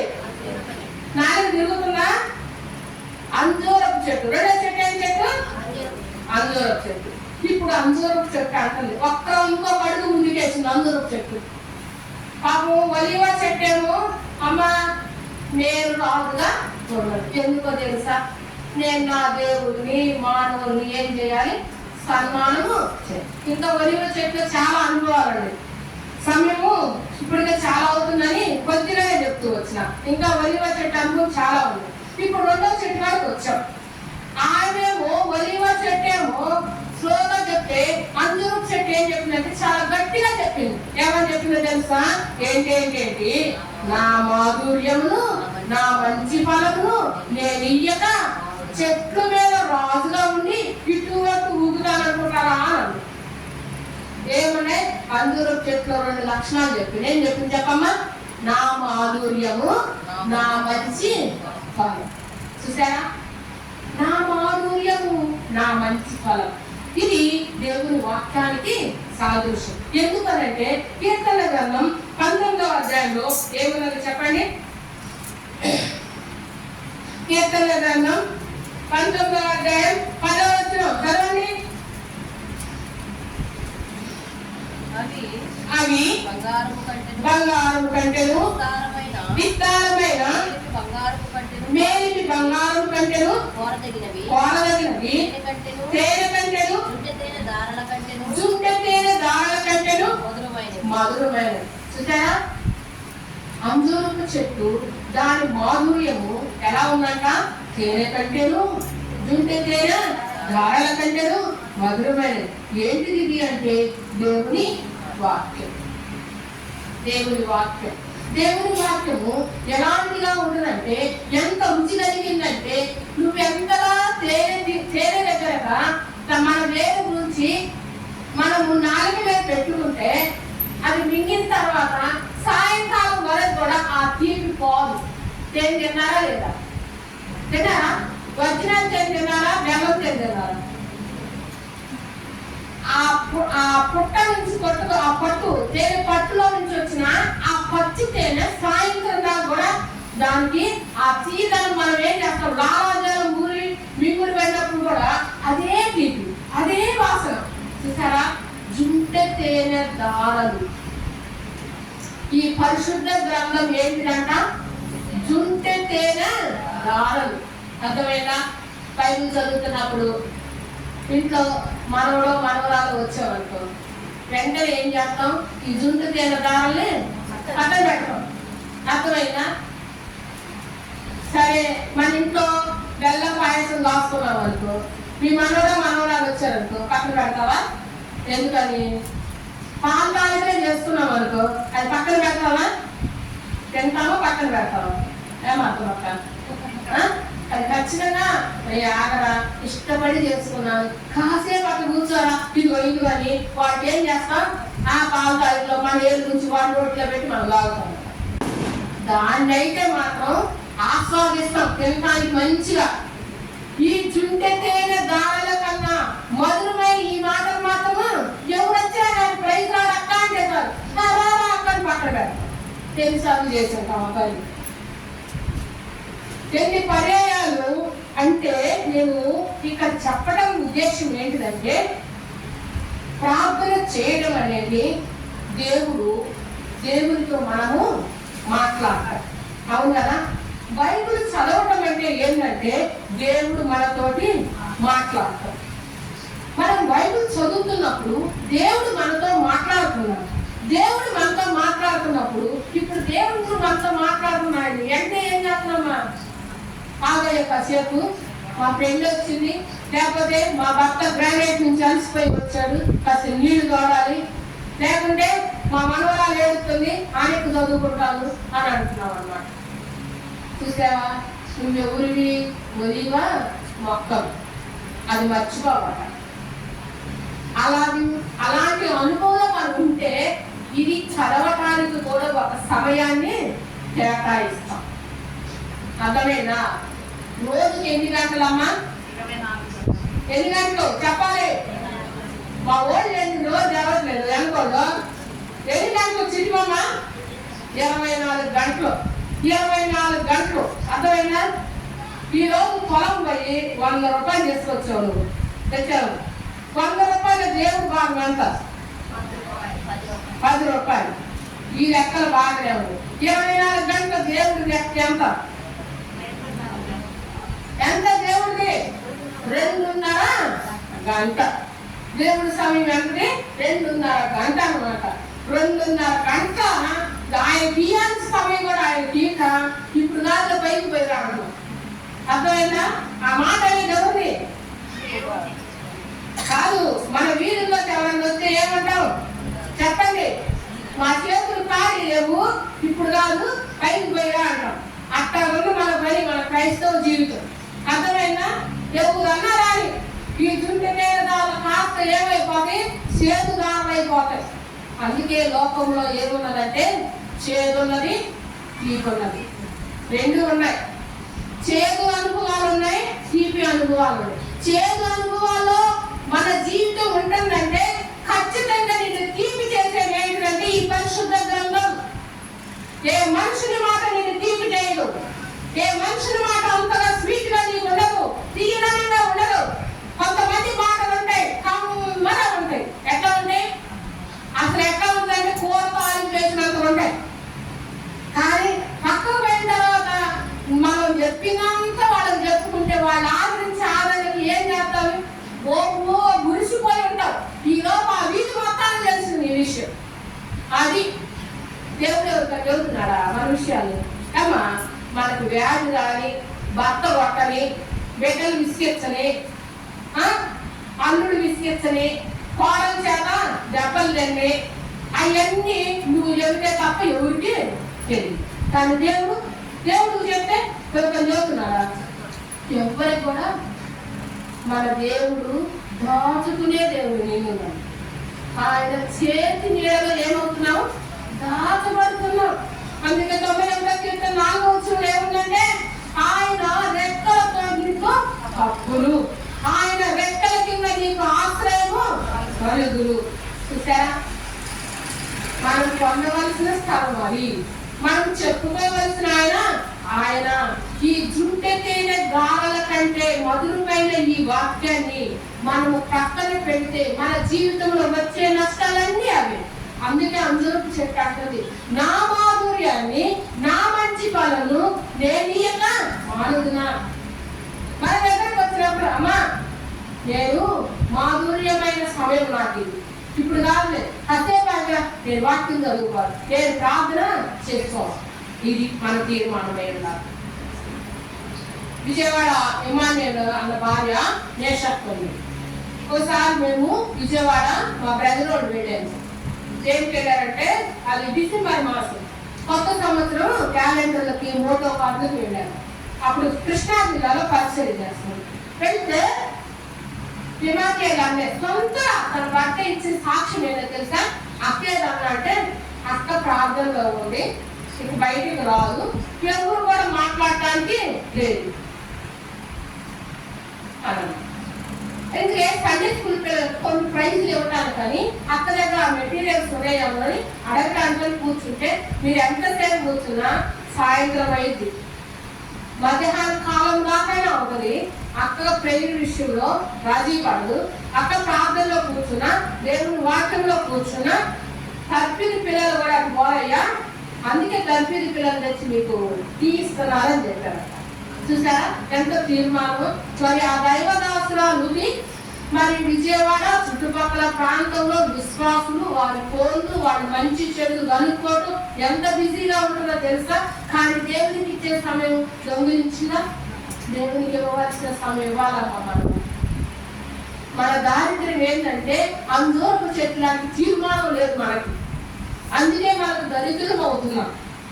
మన జీవితాల్లో మనము పొందుకోలేకపోతున్నాం. ఎందుకంటే 100% నేను క్రైస్తవురాలని చెప్పలేకపోవడానికి కారణం ఏంటంటే ఆయన మాధుర్యమైన వాక్య విషయంలో, ఆయనతో ముచ్చటించే విషయంలో మనం కోల్పోతున్న వారిగా ఉన్నాం. అందుకే అందరూ చెప్పాలి, నా మాధుర్యం గర్వంగా చెప్తుంది. ఈనాడు ఒక అందరపు చెట్టుగా నువ్వు కూడా తీర్మానం చేసుకున్నావు. అది మాధుర్యమైనది. రెండోది మంచి పాలు. లోకంలో మంచి ఉంది, చెడు ఉంది. అవునా? మంచి ఉంది, చెడు ఉంది. రండి గలతీ రాసిన పత్రిక గలతీయులకు రాసిన పత్రిక 5వ అధ్యాయం 19-20.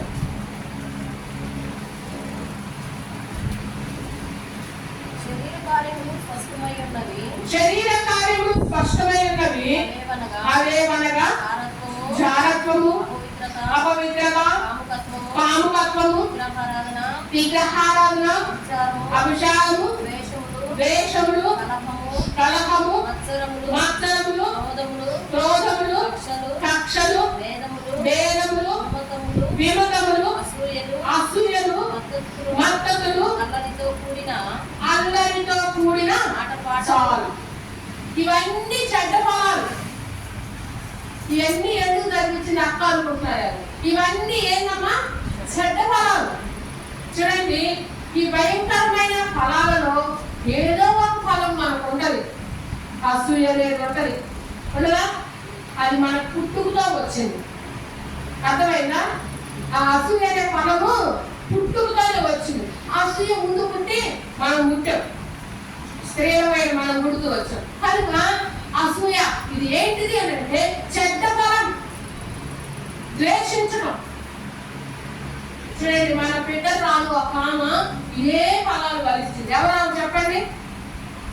ఎవరాము? రాహేలు. తన అక్క యొక్క ఏం పడింది? అసూయ పడింది. అసూయ పడింది. రెండవదిగా యాకోబు లేయాను ఏం చేస్తూ వచ్చాడు? రాహేలును బట్టి ద్వేషిస్తూ వచ్చాడు. ద్వేషిస్తూ వచ్చిన వాడుగా ఉన్నాడు. నిజంగా మనం తొందరపడి ఎవరిని కూడా దూషించకూడదు, ద్వేషించకూడదు. ఎవరైనా మనకంటే ముందుగా చాపలేయడానికి వస్తే వాళ్ళని బట్టి అసూయ అస్సలు పడకూడదు. వాళ్ళకంటే ముందు ఇంకొక అర్ధగంట ముందు నేను రావాలి అనుకోవాలి. అంతేగాని అసూయ పడితే ప్రయోజనం ఏమీ లేదు. అసూయ, ద్వేషములు, విమతములు, మత్తతులు, అల్లరితో కూడిన ఆటపాటలు ఇవన్నీ కూడా దేన్ని చూపిస్తూ ఉన్నవంటే శరీరము జరిగించే ఫలాలంట, శరీర కార్యాలంట, శరీరమైన పనులంట. ఇవన్నీ తుఫాను చూపిస్తూ ఉన్నాయి. ఇవన్నీ కూడా కొట్టుకొని పోవాలి అని అంటే నీవు నేను ఈ జుంటు తేనె దారల కంటే మధురమైన వాక్యాన్ని చదవాలి, ధ్యానించాలి. ఎప్పుడు చదవాలంటే భక్తుడు దివారాత్రులు ధ్యానించేవాడే ధన్యుడు. మనల్ని దివారాత్రులు ధ్యానించమంటారు. దివారాత్రులు కాదు, దీనికంటూ ఒక సమయమే ఇవ్వలేకపోతారు. ఇంకా దివారాత్రులు ధ్యానించేది ఎక్కడ? దివారాత్రులు ధ్యానించేది ఎక్కడ? ఈ మధ్యాహ్న కాల సమయంలో నా ప్రియ సహోదరి ఒక్కసారి యోచించు. అంజూరపు చెట్టు వలె మాధుర్యమైన దానిగా ఉండాలని దేవుడు ఇష్టపడుతున్నాడు.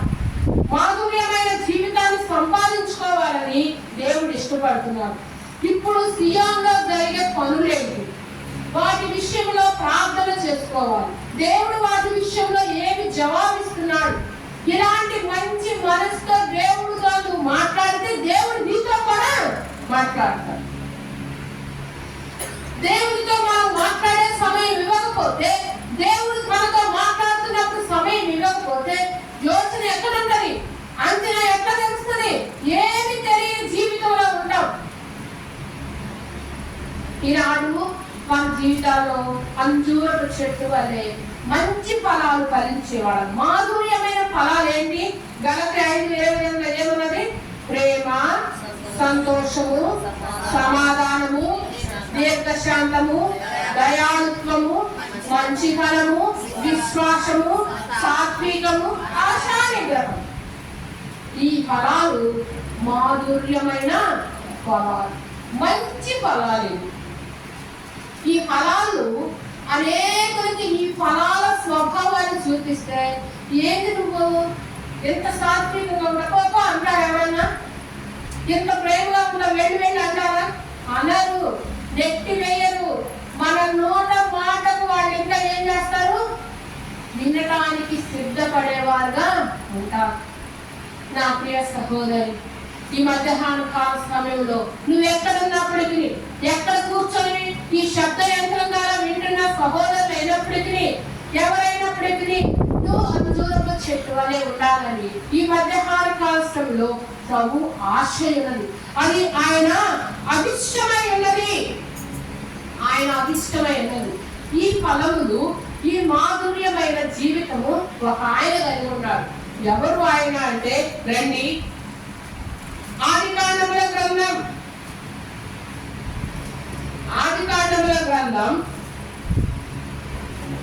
49వ అధ్యాయం 20వ వచనం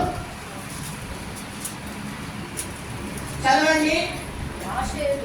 ఆషేరు వద్ద శ్రేష్టమైన ఆహారము కలదు. రాజులకు తగిన మధుర పదార్థములను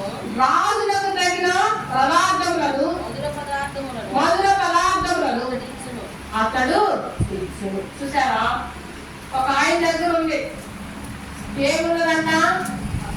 మధురమైన పదార్థాలు. ఎవరికి తగిన మధుర పదార్థాలంట చెప్పండి? రాజుకు తగిన మధుర పదార్థాలు ఉన్నాయంట. మన ఇంటికి ఎవరైనా బంధువులు వస్తే ఏం చేస్తాం? చెప్పాలి, ఏం చేస్తాం? పచ్చడి నూనె పెడతావా, కారం పెడతావా? అరేం పెడతాం. వెంటనే ఏం చేయాలనిపించింది? ఏదో ఒకటి స్పెషల్ చేద్దాం అనిపించింది. కానీ ఆశయం దగ్గర ఉందంట స్పెషల్. ఏంటి ఆ స్పెషల్ అంటే, రాజులకు తగిన మధుర పదార్థాలు ఉన్నాయంట. చూసారా, రాజులు భుజించే ఆహారం ఎలా ఉంటుంది? చాలా ఖరీదుగానే ఉంటుంది, అవును కదా? చాలా విలువైనదే ఉంటుంది అనమాట. రాజులకు తగిన ఆహారము చాలా ఖరీదుగా ఉంటుంది. వాళ్ళు ఏ ఆహారం పడితే ఆహారానికి పెట్టినా ఇష్టపడరు, ఒకవేళ పెట్టాలనే మనసు కూడా అనుకోండి. ఆశేరు వద్ద ఉన్న ఆహారము నీ దగ్గర, నా దగ్గర ఉండాలని దేవుడు ఆశపడుచున్నాడు. ఆ రాజులు ఎవరు అంటే మనమే.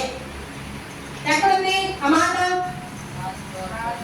రాజులైన యాజక సమూహముగాను, దేవుని సొత్తైన ప్రజలుగాను ఆయన నిన్ను నన్ను కొన్నాడు.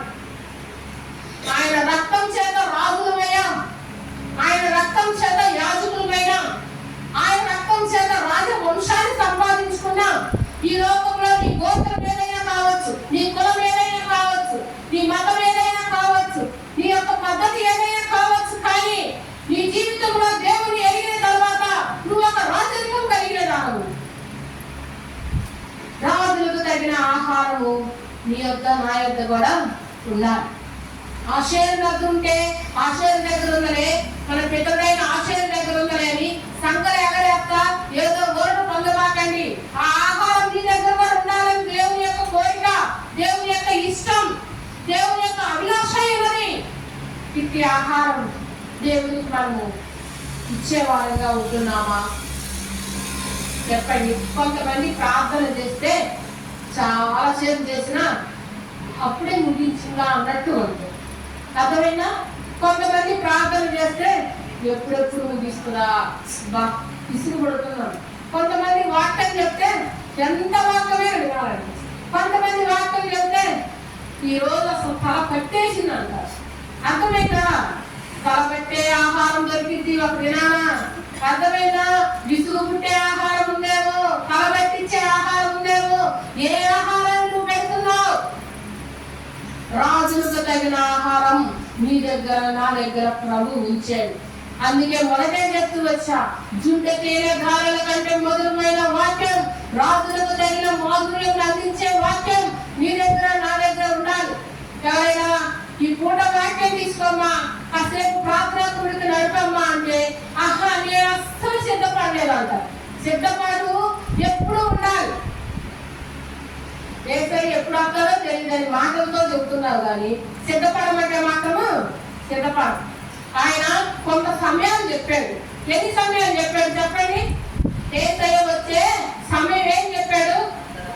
అర్ధరాత్రి వేళ, కోడి కూర్చు వేళ, తెల్లవారుజామున, సాయంకాల సమయం, 4 సమయాలు చెప్పాడు. ఈ 4 సమయాలే మంచి నిద్ర పట్టే సమయాలు. ఈ 4 సమయాల్లో మనుషుడు లేవమన్నా కానీ లేవడానికి చాలా బద్ధకంగా ఉండే సమయాలు. కానీ ఏసయ్య వచ్చేది ఆ సమయమేనంట. నువ్వు ఆ సమయంలో వచ్చి ఆయన తలుపు తడితే కాదులే నా దగ్గర ఏ ఆహారం లేదులే పొయ్యిరా అంటే ఇక అట్టగా ఉండదు. మనం విడవబడిన వారంగానే ఉంటాం. మనం ఎక్కబడే వారంగా ఉండాలి అంటే నీ దగ్గర రాజులకు తగిన ఆహారము సిద్ధపరుచుకో.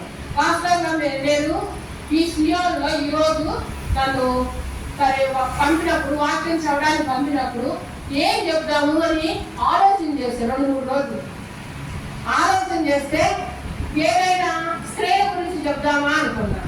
అంటే ఎప్పుడు షారా, లేయా, రాహేలు, రెబకా, సిపోరా, మిరియాము వీళ్ళ గురించి బాగా వినుంటారులే. వీళ్ళ గురించి వాక్యం విని ముసలోడు కూడా అయ్యారు వాళ్ళు. ఏదైనా మంచి వాక్యం చెప్దాం అనుకున్నా. మంచి వాక్యం చెప్దామని ఒక స్త్రీని తీసుకున్నా, షెలోమితు, దాను గోత్రికురాలైన దిబ్రీ కుమార్తె అయిన షెలోమితు గురించి చెప్దామనుకున్నా. లేవియా కాండం 24వ అధ్యాయంలో ఉన్నప్పుడు ఆమె చరిత్ర కొద్ది వాటి చరిత్ర. సరే దాని గురించి నేను ధ్యానం చేస్తున్నా. రాత్రి నాకు స్త్రీల కూడిక శనివారం జరిగేది, ఇక్కడికి రావాలని నేను ముందుగానే పెట్టుకుని నేను టైం కాలేదనుకొని వాక్యం ధ్యానిస్తుంటే మా బ్రదర్ ఏమనుకుంటారంటే, నువ్వు పులిపెట్టిన దగ్గరికి వెళ్ళి ఇప్పుడు చెప్పే వాక్యాలు ధ్యానిస్తున్నావా, అది పద్ధతి కాదు అంటున్నారు. కాదు మార్పు కొరకే నేను తప్పిపోతున్నాను, ఈ వాక్యం సిద్ధపడుతున్నాను అన్నాను. అది నెమ్మదిలేకపోయితే ఆ ప్రేయర్ మీటింగ్ అయిపోయి బయటకు రాగానే దేవుడి చెట్టు గురించి చెప్పాలి. చెట్ల గురించి చెప్తే ఏమంటారు ప్రభా వాళ్ళు, చెట్లలో ఏముందని అని నేను ప్రభుతో అంటూ వచ్చా. చెట్టు గురించి చెప్తుంది అక్క, మేము మనుషులు అయితే మనుషుల గురించి చెప్పండి, చెట్టు గురించి పొట్ల గురించి చెబుతుంది. ఏంటి ఈ సేవకురాలు భలే సేవకురాలు అంటారేమో ప్రభా అని అనుకుంటా వచ్చా. కానీ ప్రభు నన్ను ఇదే చెప్పమని. అందుకే ఆ అంజూరపు చెట్టు ఏముందంటే మంచి ఫలం ఉంది, మాధుర్యము. ఈ మంచి ఫలము మన ఆత్మీయ జీవితాన్ని పెంపార చేసేది. ఈ మాధుర్యము దేవుని వాక్యం. ఈ మాధుర్యమైన ఆహారము ఆశయం వద్ద ఉన్నది. ఈ రోజు ఆ రాజులకు తగిన ఆహారం ఆశయం దగ్గర ఉన్నప్పుడు ఆ రాజులకు తగిన ఆహారం దేవుడు ఆ రాజులను మీకు నాకు ఇచ్చి అట్టి ఆహారాన్ని భుజింపజేస్తూ వస్తున్నాడు. నిజంగా ఇలాంటి మధురమైన ఈ యొక్క పదార్థాలు నీవు ఈ జనాన్ని భుజించడానికి నిన్ను ఈ రీతిగా సియోనులో సమకూర్చాడు. ఎంతో మంది ఈ ఆహారాన్ని భుజించడానికి ఈ లోకంలో విడిచిపోయేవారు.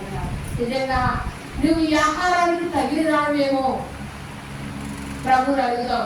నిజంగా ఈ ఆహారానికి నేను తగిన దాన్ని కాకపోయినప్పటికీ నన్ను తగిన దానిగా నువ్వు నియమిస్తూ వచ్చావు. ఇటు ఆహారాన్ని నేను రాజుకు తగిన ఆహారంగా అనుభవిస్తున్నాను. ఈ ఆహారాన్ని ఎంతో మందికి ఈ ఆహారాన్ని పంచేదానిగా నన్ను సిద్ధపరచు ప్రభు అని ఒక సిద్ధపాటు ప్రార్థన కలిగిన వారిగా మనం అందరం ఉన్నాం. ఇది అంజూరపు చెట్టు యొక్క చరిత్ర. 3వ చెట్టు ఏమున్నది రండి, న్యాయాధిపతుల గ్రంథం 9వ అధ్యాయం చదవండి. ఆ మాట 12. అటు తర్వాత చెట్లు నీవు వచ్చి మమ్మును ఏలుమని ద్రాక్షావళి అడుగగా ద్రాక్షావళి దేవునిని మానవులను సంతోషపెట్టు నా ద్రాక్షారసం నేను ఇయ్యక మాని చెట్ల మీద రాజునై ఉండి ఇటు అటు ఊగుటకు నేను వచ్చేదనా అని వాటితో. 3వ చెట్టు ఏంటమ్మా? గట్టి చెప్పాలి నాకు చెవుడు. ద్రాక్ష చెట్టు, ద్రాక్షావల్లి. ఈ ద్రాక్షావల్లి చెట్టు అనుభవంలో అది ఏమంటుందంటే మొదట దేవుని, రెండవది మానవులను సంతోషపెట్టిందంట. అర్థమైనా? ఈ ద్రాక్ష చెట్టు సంతోషానికి గుర్తు. ఈ ద్రాక్ష చెట్టు అనుభవము సంతోషం ఇచ్చే అనుభవము. కానా విందులో ఏమైపోయింది? అయిపోయిందా? ఇంకేమైనా డౌట్ ఉందా దాంట్లో? ఏమా డౌట్ ఏం లేదా? అయిపోయింది కదా ద్రాక్షారసము. అయితే కానా పెండిలో అక్కడ సంతోషము లేదు, సంతోషము లేదు. ద్రాక్షారసం దేనికి సాదృశ్యం? సంతోషములకు యోహాను సువార్త 15వ అధ్యాయం 1వ వచనంలో ఏమన్నాడు ప్రభువైన యేసుక్రీస్తు వారు? నేను నిజమైన ద్రాక్షావల్లిని. ఏంటి ద్రాక్ష చెట్టు? దేనికి సాదృశ్యం అంటే మన ప్రభువైన యేసుక్రీస్తు వారికి సాదృశ్యం. అయితే ఈ ద్రాక్ష చెట్టు సంతోషానికి సాదృశ్యం. అవును, యేసుక్రీస్తు ప్రభు పుట్టగానే అక్కడ సంతోషభరితులవుతూ వచ్చారు. ఎవరు వాళ్ళు? గొల్లలు. ఎవరు? ఇదిగో మహా సంతోషకరమైన శుభవార్త. ఏంటిదా శుభవార్త? దావీదు పట్టణమందు నేడు మీ కొరకు రక్షకుడు పుట్టి అన్నాడు. రక్షకుడు పుట్టడమే మనకు సంతోషం. రెండవదిగా ఈ సంతోషాన్ని ఇన్నాళ్ళుగా చదువుకున్నాం. ఎక్కడ చదువుకున్నాం? గలతీ పత్రిక 5వ అధ్యాయం 22వ వచనంలో ఆత్మ ఫలంలో ఒక ఫలం ఏంటి? సంతోషం. ఈ సంతోషం అనే ఫలం నీవు నేను పొందుకున్నాం. ఈ 9 రకాల ఫలాలు ఈ క్రైస్తవులంగా ఈ లోకంలో ఫలించాలి. ఈ 9 రకాల ఫలములో ఒక ఫలం ఏంటంటే సంతోషం. ఈ సంతోషం అనే ఫలం ఫలించే జీవితంలో మనం ఉండాలి. ఈ ఫలాన్ని ఫలభరితంగా ఫలించాలి. ఈ ఫలాన్ని పరిపూర్ణంగా ఫలించాలి అంటే ప్రభువైన యేసుక్రీస్తు వారిలో నీవు నేను అంటూ కట్టబడాలి. అంటూ కట్టబడాలి. అంటూ కట్టబడితేనే తండ్రికి ఇష్టమైన ఫలములు మనము ఫలిస్తాం. నాలో నిలిచి ఫలించిన ఎడలా సరే, నాలో నిలవకుండా ఫలించకపోతే ఏమైపోతుంది? అది తీసివేయబడింది. అందరితో ముగిస్తున్నారా? అది పారవేయబడింది. అందరితోనే కాదు, అది కాల్చ. చూసారా? ఈనాడు మన జీవితాల్లో ప్రభువైన యేసుక్రీస్తు వారి ద్రాక్షావల్లి. ఈ ప్రభువుని అంగీకరించిన ఆరంభ దినాలలో ఎంతో సంతోషంగా ఉన్నాం. ఎంతో సంతోషంగా ఉన్నాం. ఈ సంతోషము రాను రాను రాను రాను ఏమైపోతుంది? ఏమైపోతుంది? సంతోషం అంతా దుఃఖంగా మారుతుంది. భక్తుడు అంటున్నాడు, నా అంగలార్పును నాట్యంగా మార్చారు, నా ఏడుపును సంతోషంగా మార్చామని భక్తులు అంటే నా సంతోషం అంగలార్పు అయిపోయింది, నా సంతోషం దుఃఖం అయిపోయింది అని అంటున్నాం. మన జీవితాల్లో మనకు సంతోషం లేక కుయ్యో బొర్రని బొబ్బలు పెడుతున్నాం, కేకలు వేస్తున్న వాళ్ళున్నాం. అయ్యో నువ్వు సంతోషాన్ని కోల్పోయావా కుమారి? అవునా? అవునయ్యా, నా జీవితంలో ఏమి సంతోషం లేదు, కుటుంబంలో నెమ్మది లేదు, సంఘంలో నెమ్మది లేదు, నా జీవితంలో ఎక్కడ నెమ్మది లేదు, సంతోషం లేదంటే అయ్యో సంతోషం లేదంటే నీ దగ్గర దేవుడు లేడు, యేసయ్య లేడు. యేసయ్యను ఎందుకు వెళ్ళగొట్టావమ్మా అంటే అయ్యో నాకు అది తెలియదే అంటామా? అర్థమైందా? ఏమంటా? అది నాకు తెలియకపోయినే. అందుకే మన పిల్లలు కూడా ఎప్పటి వల్ల వెడజిమ్ముదునా అన్నాడు. ఎవరైనా ఈ సంసోడు ఏమన్నాడు? ఎప్పటి వల్ల నేను వెడజిమ్మి ఫిలిష్తీయులను అంతమొంచుద్దామని ఎప్పటి వల్ల వెడజిమ్ముతున్నాడు. ఆయనకి ఎప్పుడు ఆత్మ వెడలిపోయిందో ఆయనకే. ఈనాడు ఎప్పుడు దేవుని బయటకు పంపిస్తున్నామో, ఎప్పుడు లోపలికి రమ్మంటున్నామో తెలియట్లేదు మనకి. మనం రమ్మంటాం, మనం వస్తే రమ్మంటము మనం వస్తే అయిపోతుంది. ఈనాడు మన జీవితాల్లో ఎలాంటి వారుగా ఉంటుంది? స్థిరులుగా ఉండాలి, కదలని వారుగా ఉండాలి. ప్రభు కార్యాభివృద్ధి ఎప్పటికీ ఆసక్తి కలిగిన వారు. నిజంగా ఆసక్తి కలిగి ఉంటేనే మన జీవితాల్లో ప్రభువుని కలిగి ముందుకు మనము వెళ్ళేవారుగా ఉంటాం. నా ప్రియ సహోదరి, మీరేదో ఇక్కడ దేవుడు నేర్పేసామని చెప్తుంటే అక్కడి బాధపడటం కాదు. కానీ మనలో సంతోషం లేకపోయినా, సమాధానం లేకపోయినా, మనలో ప్రభు ఆలోచనలు దూరం అయిపోతే ప్రభు లేనట్టు. మనకు వచ్చే ప్రతి సమస్యలో ఎలా మనము దీన్ని ఎదుర్కోవాలి దీని నుంచి బయటపడే మార్గం ఏంటి అని మనం ఎప్పుడు ఆలోచించాలి. అందుకే 32వ కీర్తనలో ఏమంటున్నారంటే, నేను నీకు ఉపదేశం చేసేదను, నువ్వు నడవలసిన మార్గం నేను నీకు బోధించేదను, నీ మీద దృష్టి నుంచి నీకు ఆలోచన. ఆయన ఆలోచన చెప్పేంత వరకు మనం ఓపికగా ఇంటేగా మన సంతోషం మన దగ్గర ఉంటానికి. ఆయన ఆలోచనకి చెవి ఇవ్వలేక ఆయన ఏమి చెప్తున్నారో మనం దాన్ని ఎదురు చూసే వారంగా లేక, కనిపెట్టే వారంగా లేక, విచారణ చేసే వారంగా లేక ప్రభువుని మనం దూరపరుచుకుంటున్న వారంగా ఉంటున్నాం. తల్లి, మన మీద ఎంత భారం ఉందో తెలుసా?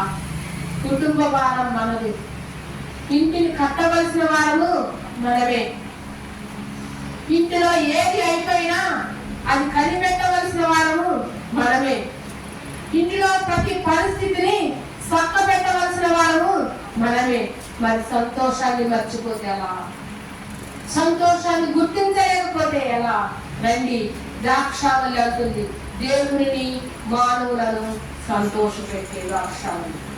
ఈనాడు దేవుని మానవులను సంతోషపెట్టే ద్రాక్షావళిగా మనం ఉండాలి. దేవుని మానవుని సంతోషపెట్టే ఉత్తమమైన ద్రాక్షావళిగా నీవు నేను ఉండాలి. దేవుని మానవుని సంతోషపెట్టే ద్రాక్షావళిగా ఉండాలి అని అంటే నీలో నాలో ఎల్లప్పుడూ కూడా ఏమి కలిగి ఉండాలి? 104వ కీర్తన ద్రాక్ష యొక్క అనుభవం. 104వ కీర్తన 15వ వచనం.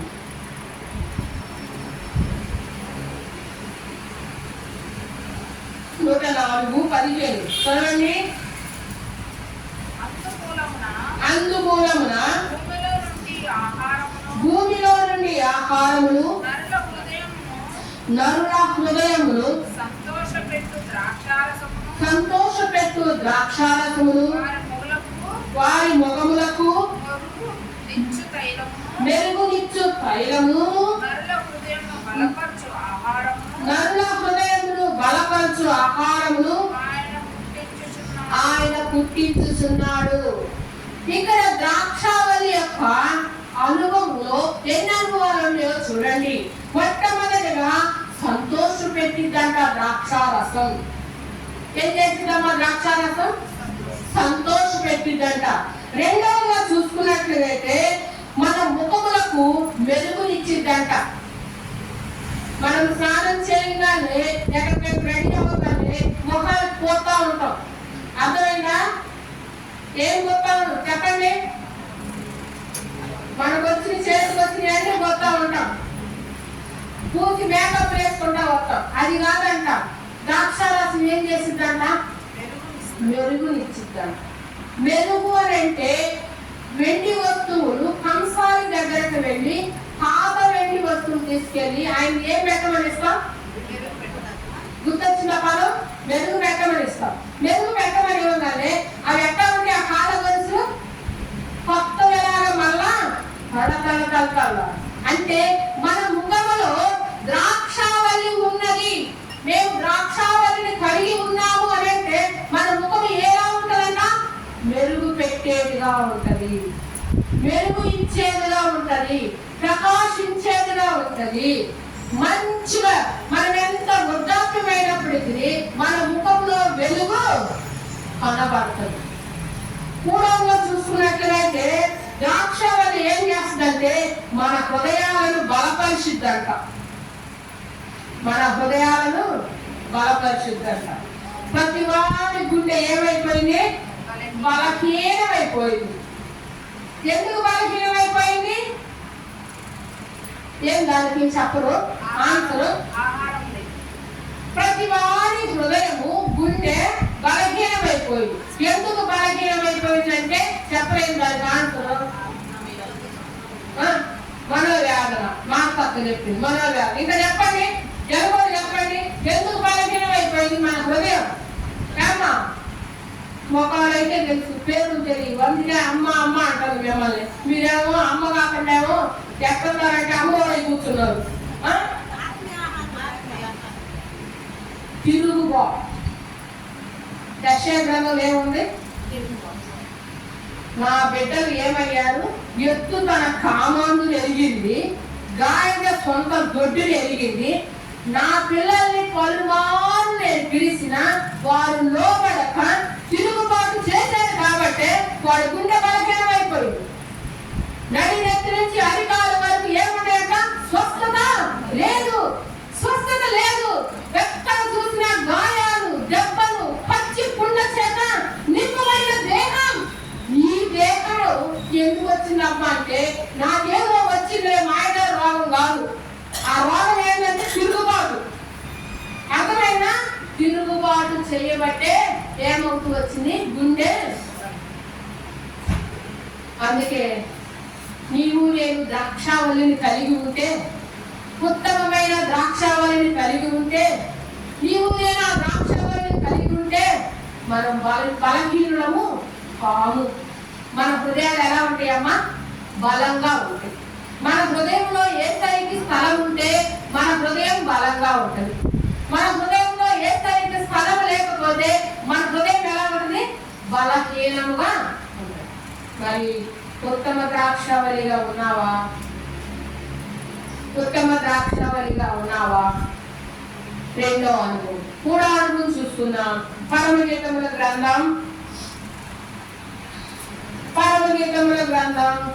1వ అధ్యాయం. ఈ సీయోనుకు వచ్చి ఈ గ్రంథం మీదే వాక్యం వాడలేదు ముందుకి. పరమగీతముల గ్రంథం 1వ అధ్యాయం 2వ వచనం. నోటి ముద్రతో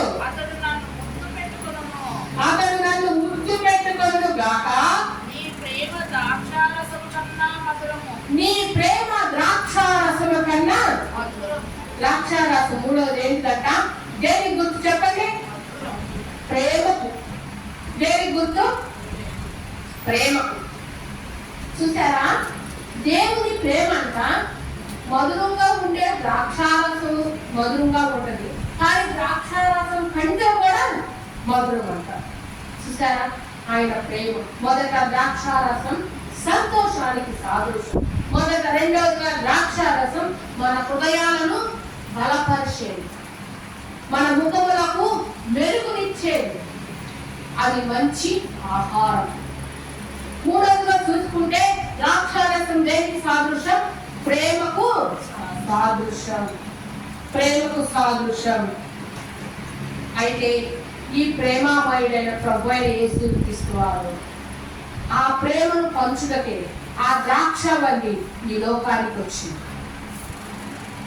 ఆ సంతోషాన్ని ఇవ్వటానికి, సంతోషాన్ని కోల్పోయిన మనుషులు, గుండె బలహీనుడైన మనుషునికి ఆయన బలహీనమైన గుండెను బాగు చేసిన వాడుగా, సంతోషాన్ని ఇచ్చేవాడుగా ఆయన నీ కోసం నా కోసం ఏం చేస్తూ వచ్చినాడు? ఆ కలవరి శిలువలో రక్తమును. మూడవదిగా ద్రాక్షారసం ఆయన రక్తములకు. నాలుగవది ద్రాక్షారసం ఆయన రక్తానికి సాదృశ్యం.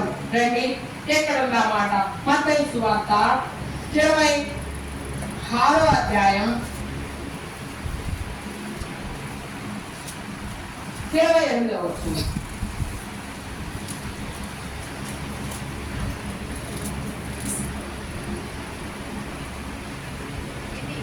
ఇది నా రక్తము అనగా పాప క్షమాపణ నిమిత్తము అనేకుల కొరకు చిందింపబడుచున్న నిబంధన రక్తము. చూసారా? నాలుగవదిగా ఈ ద్రాక్షావళి లేకుంటే ఈ ద్రాక్ష రసం దేనికి సాదృశ్యంగా ఉందంటే ప్రభువైన యేసుక్రీస్తు వారికి సాదృశ్యం. ఇది ఈ 3 చెట్లు అనుభవం. ఈ 3 చెట్లు ఏమన్నాయి చెప్పండి? ఆరంభంలో చెప్పారా? గుర్తులేదా? ఏమన్నాయి? ఈ 3 చెట్లు రాజుగా ఉండటానికి మిగతా చెట్లు వచ్చి అడిగితే ఈ 3 చెట్లు ఏమన్నాయి? కొండి అన్నాయి. అవును కదమ్మా? కొండి అన్నాయి. ఎందుకు కొండి అన్నాయి? ఒలివ చెట్టు ఏమో దాని పని చెప్పింది, అంజూరపు చెట్టు ఏమో దాని పని చెప్పింది, ద్రాక్ష చెట్టు దాని పని చెప్తూ వచ్చింది. ఈ 3 చెట్లు తమను తాముగా ఏ రీతిగా వాటి పనిని గుర్తు చేస్తూ వచ్చినాయి కదా. మరి ఈ 3 చెట్ల అనుభవంలో నీ నా ఫలితం కావాలి.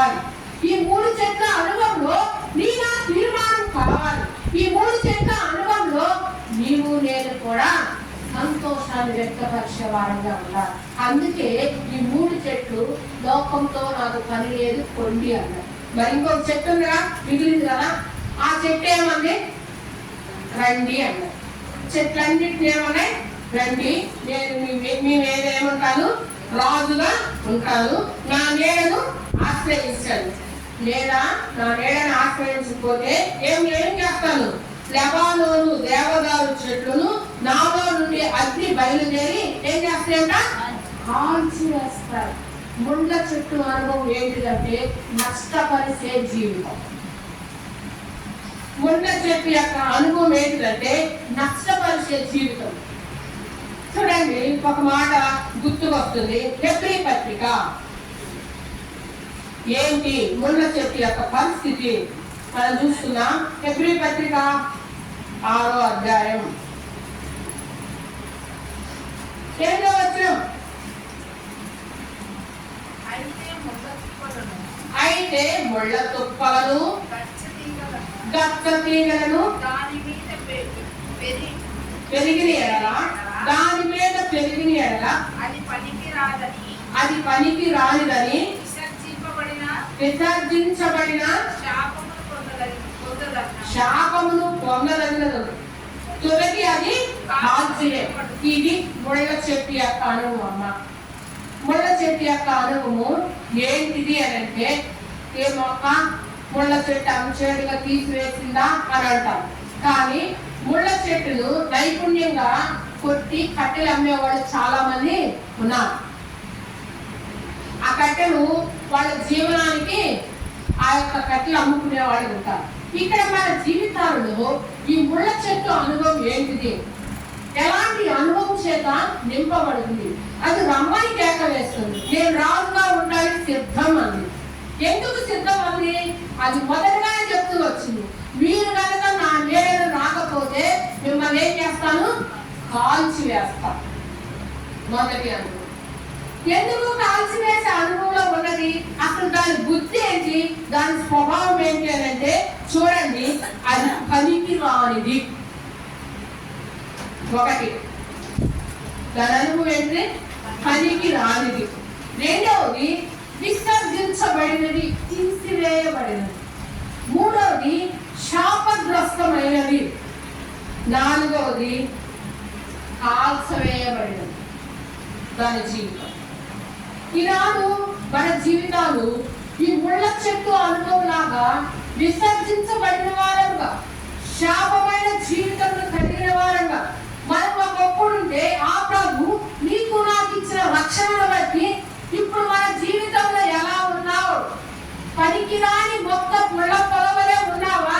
పనికి వచ్చే అంజూరపు చెట్టులాగా, ఒలీవ చెట్టులాగా, ద్రాక్ష చెట్టులాగా ఉన్నావా?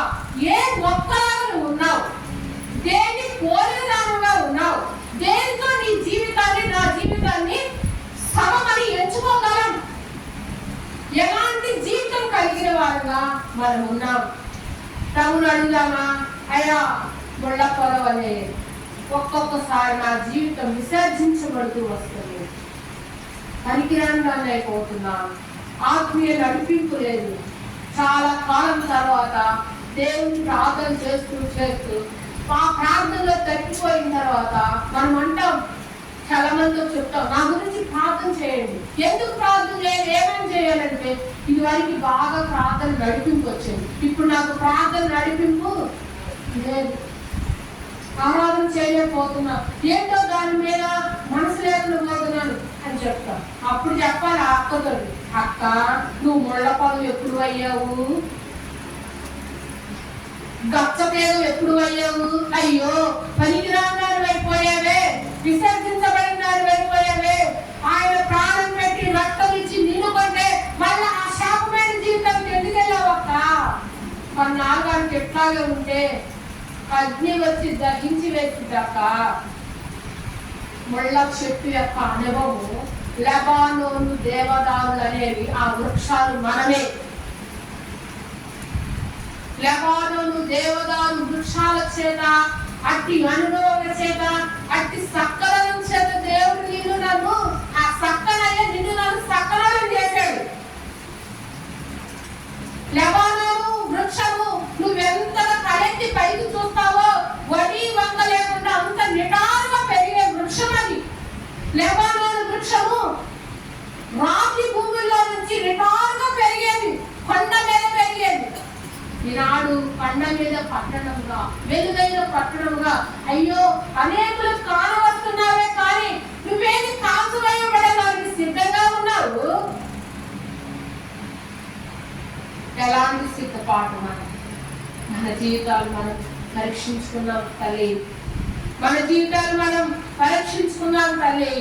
ఈ మధ్యాహ్న కాల సమయంలో దేవుడు నీతో నాతో స్పష్టంగా మాట్లాడుతున్నాడు. ముళ్ళ చెట్టు అనుభవంలో నీవు నేను ఉండకూడదు. అది నష్టపరిచేది, అది నష్టపరచమే దాని పని.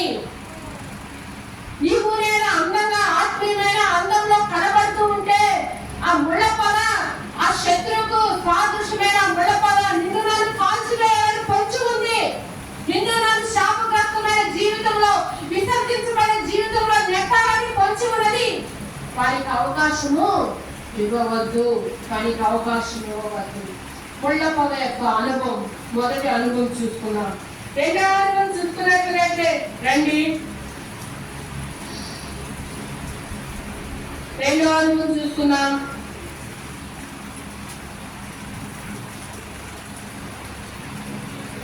మత్తయి సువార్త 7వ అధ్యాయం 10వ వచనం.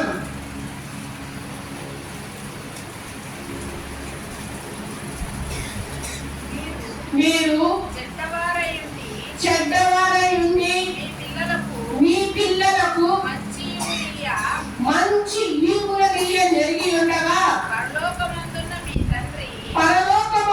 మీ తండ్రి తన్ను అడుగు వారికి అన్నిటికంటే ఎంతో నిశ్చయముగా మంచి ఈవులను మన పరలోకపు తండ్రి అంట మనకేమి ఇస్తాడంట?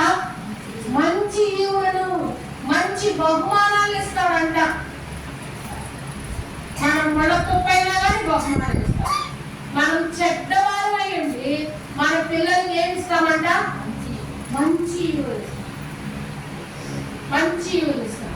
వాడు గుడ్డు అడిగితే ఏమిస్తాం? రాతిని ఇస్తామా? వాడు చేపలు అడిగితే పాముని ఇస్తామా? అవును. మన బిడ్డల మీద మనం ఎంత మక్కువ కలిగి ఉంటామో, మన బిడ్డల మీద మనం ఎంత ఇష్టం కలిగి ఉంటామో, మన బిడ్డల మీద మనం ఎంత ప్రాణంగా ప్రేమించి వాడు ఏది అడిగితే అది ఇవ్వటానికి ఇష్టపడుతున్నానే. నీకోసం ప్రాణం పెట్టిన ఆ తండ్రికి నువ్వు బిడ్డగా ఉంటే ఆయనకు ఇప్పటికైనా నీకేమి ఇవ్వాలనుకుంటున్నాడు? మంచి ఈవులు, మంచి ఈవులను ఇవ్వాలనుకుంటున్నాడు.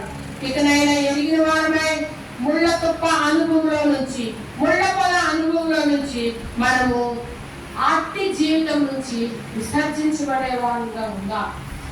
ముళ్ళ తుప్ప అనుభవం, కాల్చివేయ అనుభవం నుంచి మనము దేవుడు నిన్ను నన్ను అటు జీవితం నుంచి తప్పించాలని చూస్తున్న వాడుగా ఉన్నాడు. కనుక ఈ మధ్యాహ్న కాల సమయంలో ఎరుగుగా ముళ్ళ పొద అనుభవంలో రెండోదిగా మనం చూసుకున్నట్లయితే రండి, లూకా సువార్త 8వ అధ్యాయం.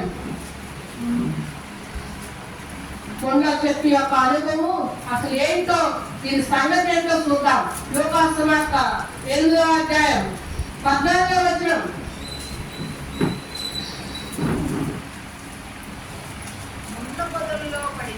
ముండ్ల పొదల్లో పడిన విత్తనములు పోలిన వారెవరనగా విని కాలము గడిచిన కొలది ఈ జీవన సంబంధమైన విచారముల చేతను ధనభోగముల చేతను అణిచివేయబడి పరిపక్వముగా ఫలింపనివారు. ఎవరంట ముళ్ళ పొదల్లో పడినోళ్ళు? చెప్పండి. ఎందుకు విసర్జించబడే జీవితం, ఎందుకు శాపగ్రస్తమైన జీవితం, ఎందుకు కాల్చివేయబడిన జీవితం, ఎందుకు పనికిరాని జీవితం ముళ్ళ పొదలంటే, ముళ్ళ పొదల్లో పడిన విత్తనాలు ఏ రీతిగా ఉంటాయి? ఆ మనుషుడి జీవితం ఎలా ఉంటది అని అంటే వాళ్ళంట జీవన సంబంధమైన విచారములు కలిగిన వారు ఉంటారంట. జీవన సంబంధమైన విచారములు కలిగిన వారు ఉంటారంట. కాలము గడిచిన కొలది, ఆనందంలో కాదమ్మా, కాలం గడిచిన కొలది జీవన సంబంధమైన విచారములు కలిగి ధనభోగము చేత అడిచివేయబడిన వారై పరిపక్వముగా ఫలింపని వారు. పరిపక్వముగా ఫలింపని వారంటే పరిపక్వమైన ఫలింపు లేని కాయలు మనము తినం. అర్థమైందా? మామిడి చెట్టు ఉంది, మామిడికాయలు కాసే సమయంలో ఒక్కసారి గాలి వీసిందనుకో కాయలన్నీ ఏమైపోతాయి? రాలిపోతాయి. ఆ రాలిపోయిన కాయలను తీసుకొని వచ్చి ఆ గూడెంలో పోసి మందు పెట్టేస్తారు. మందు పెట్టగానే ఆ కాయలన్నీ పండిన కాయలు కనబడతాయి. అది పరిపక్వం కాని కాయని ఎలా తెలిసిందంటే దాని రుచి చూస్తేనే అది సప్పగా ఉంటది, లేకపోతే పుల్లగా ఉంటుంది. నిజంగా పరిపక్వమైన మామిడికాయ చాలా టేస్ట్గా ఉంటుంది, చాలా మధురంగా ఉంటది. అది పరిపక్వం కాని ఫలములుగా నిలవకూడదు దేవుని దృష్టిలో. ఈ భూమి మీద ఆయన మనకు ప్రాణం ఇచ్చినంత కాలం పరిపక్వంగా ఫలించాలనే సిద్ధపడాలి. పరిపక్వంగా ఫలింపు లేని జీవితంలో మనం అస్సలు ఉండకూడదు. అందుకే ఇలాంటి జీవితం కలిగిన వారంగా ఉన్నామని, చెడ్డవారంగా ఉన్నామని ఆ ప్రభు అయిన యేసుక్రీస్తు వారు ఆయన తల మీద ఏం పెట్టారు? గుర్తుకొచ్చిందా? ఏం పెట్టారు? ముళ్ళ కిరీటం. గాయం ఉండే జీవితం కలిగిన ముళ్ళ కిరీటం. ఆ ముళ్ళ కిరీటం గుర్తబడి రక్తం ఏమైపోయింది? ఏరులై ఆగుతూ వచ్చింది. నిజంగా ఆయన తన తలను ఏం చేసుకున్నాడు? గాయపరుచుకుంటూ. ఎందుకనంటే ఆ జీవితం నుంచి తప్పించబడాలి, ఆ జీవితం నుంచి విడిపించబడాలి. ఈనాడు మన జీవితాల్లో మనం నేర్చుకుందాం. ఏ చెట్టుగా ఉన్నాం? ఈ తీర్మానం ఏ చెట్టుగా తీర్మానం చేస్తున్నాం? ఈ 4 చెట్లు మన జీవితాన్ని చూపిస్తున్నాయి. ఈ 4 చెట్లు మనుషుని పోలినవై మన జీవితాన్ని చూపిస్తున్నాయి. మరి ఈ 4 చెట్ల అనుభవంలో మరి 3 చెట్లేమో వాటి జీవితాలు చాలా వండర్గా ఉన్నాయి, అద్భుతంగా ఉన్నాయి. కానీ ఒక చెట్టు జీవితం ఎలా ఉన్నది? చాలా విశాలంగా ఉన్నది. నా ప్రియ సహోదరి, ఈ మధ్యాహ్న కాల సమయంలో ముళ్ళ పొద వలె కాక ఒలీవ చెట్టు వలె మన పనిని గుర్తింటాం. ద్రాక్ష చెట్టు వలె అనేకులకు సంతోషాన్ని పంచేవారు. అంజూరపు చెట్టు వలె మన ఫలాలు మనము ఫలించేవారుగా ఉందాం.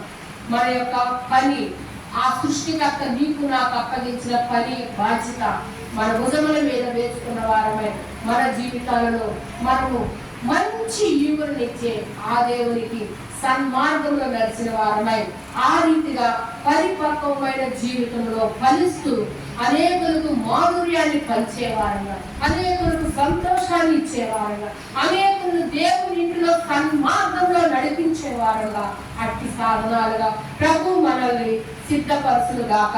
దేవుని వాక్యమును దీవించి ఆశీర్వదించును గాక.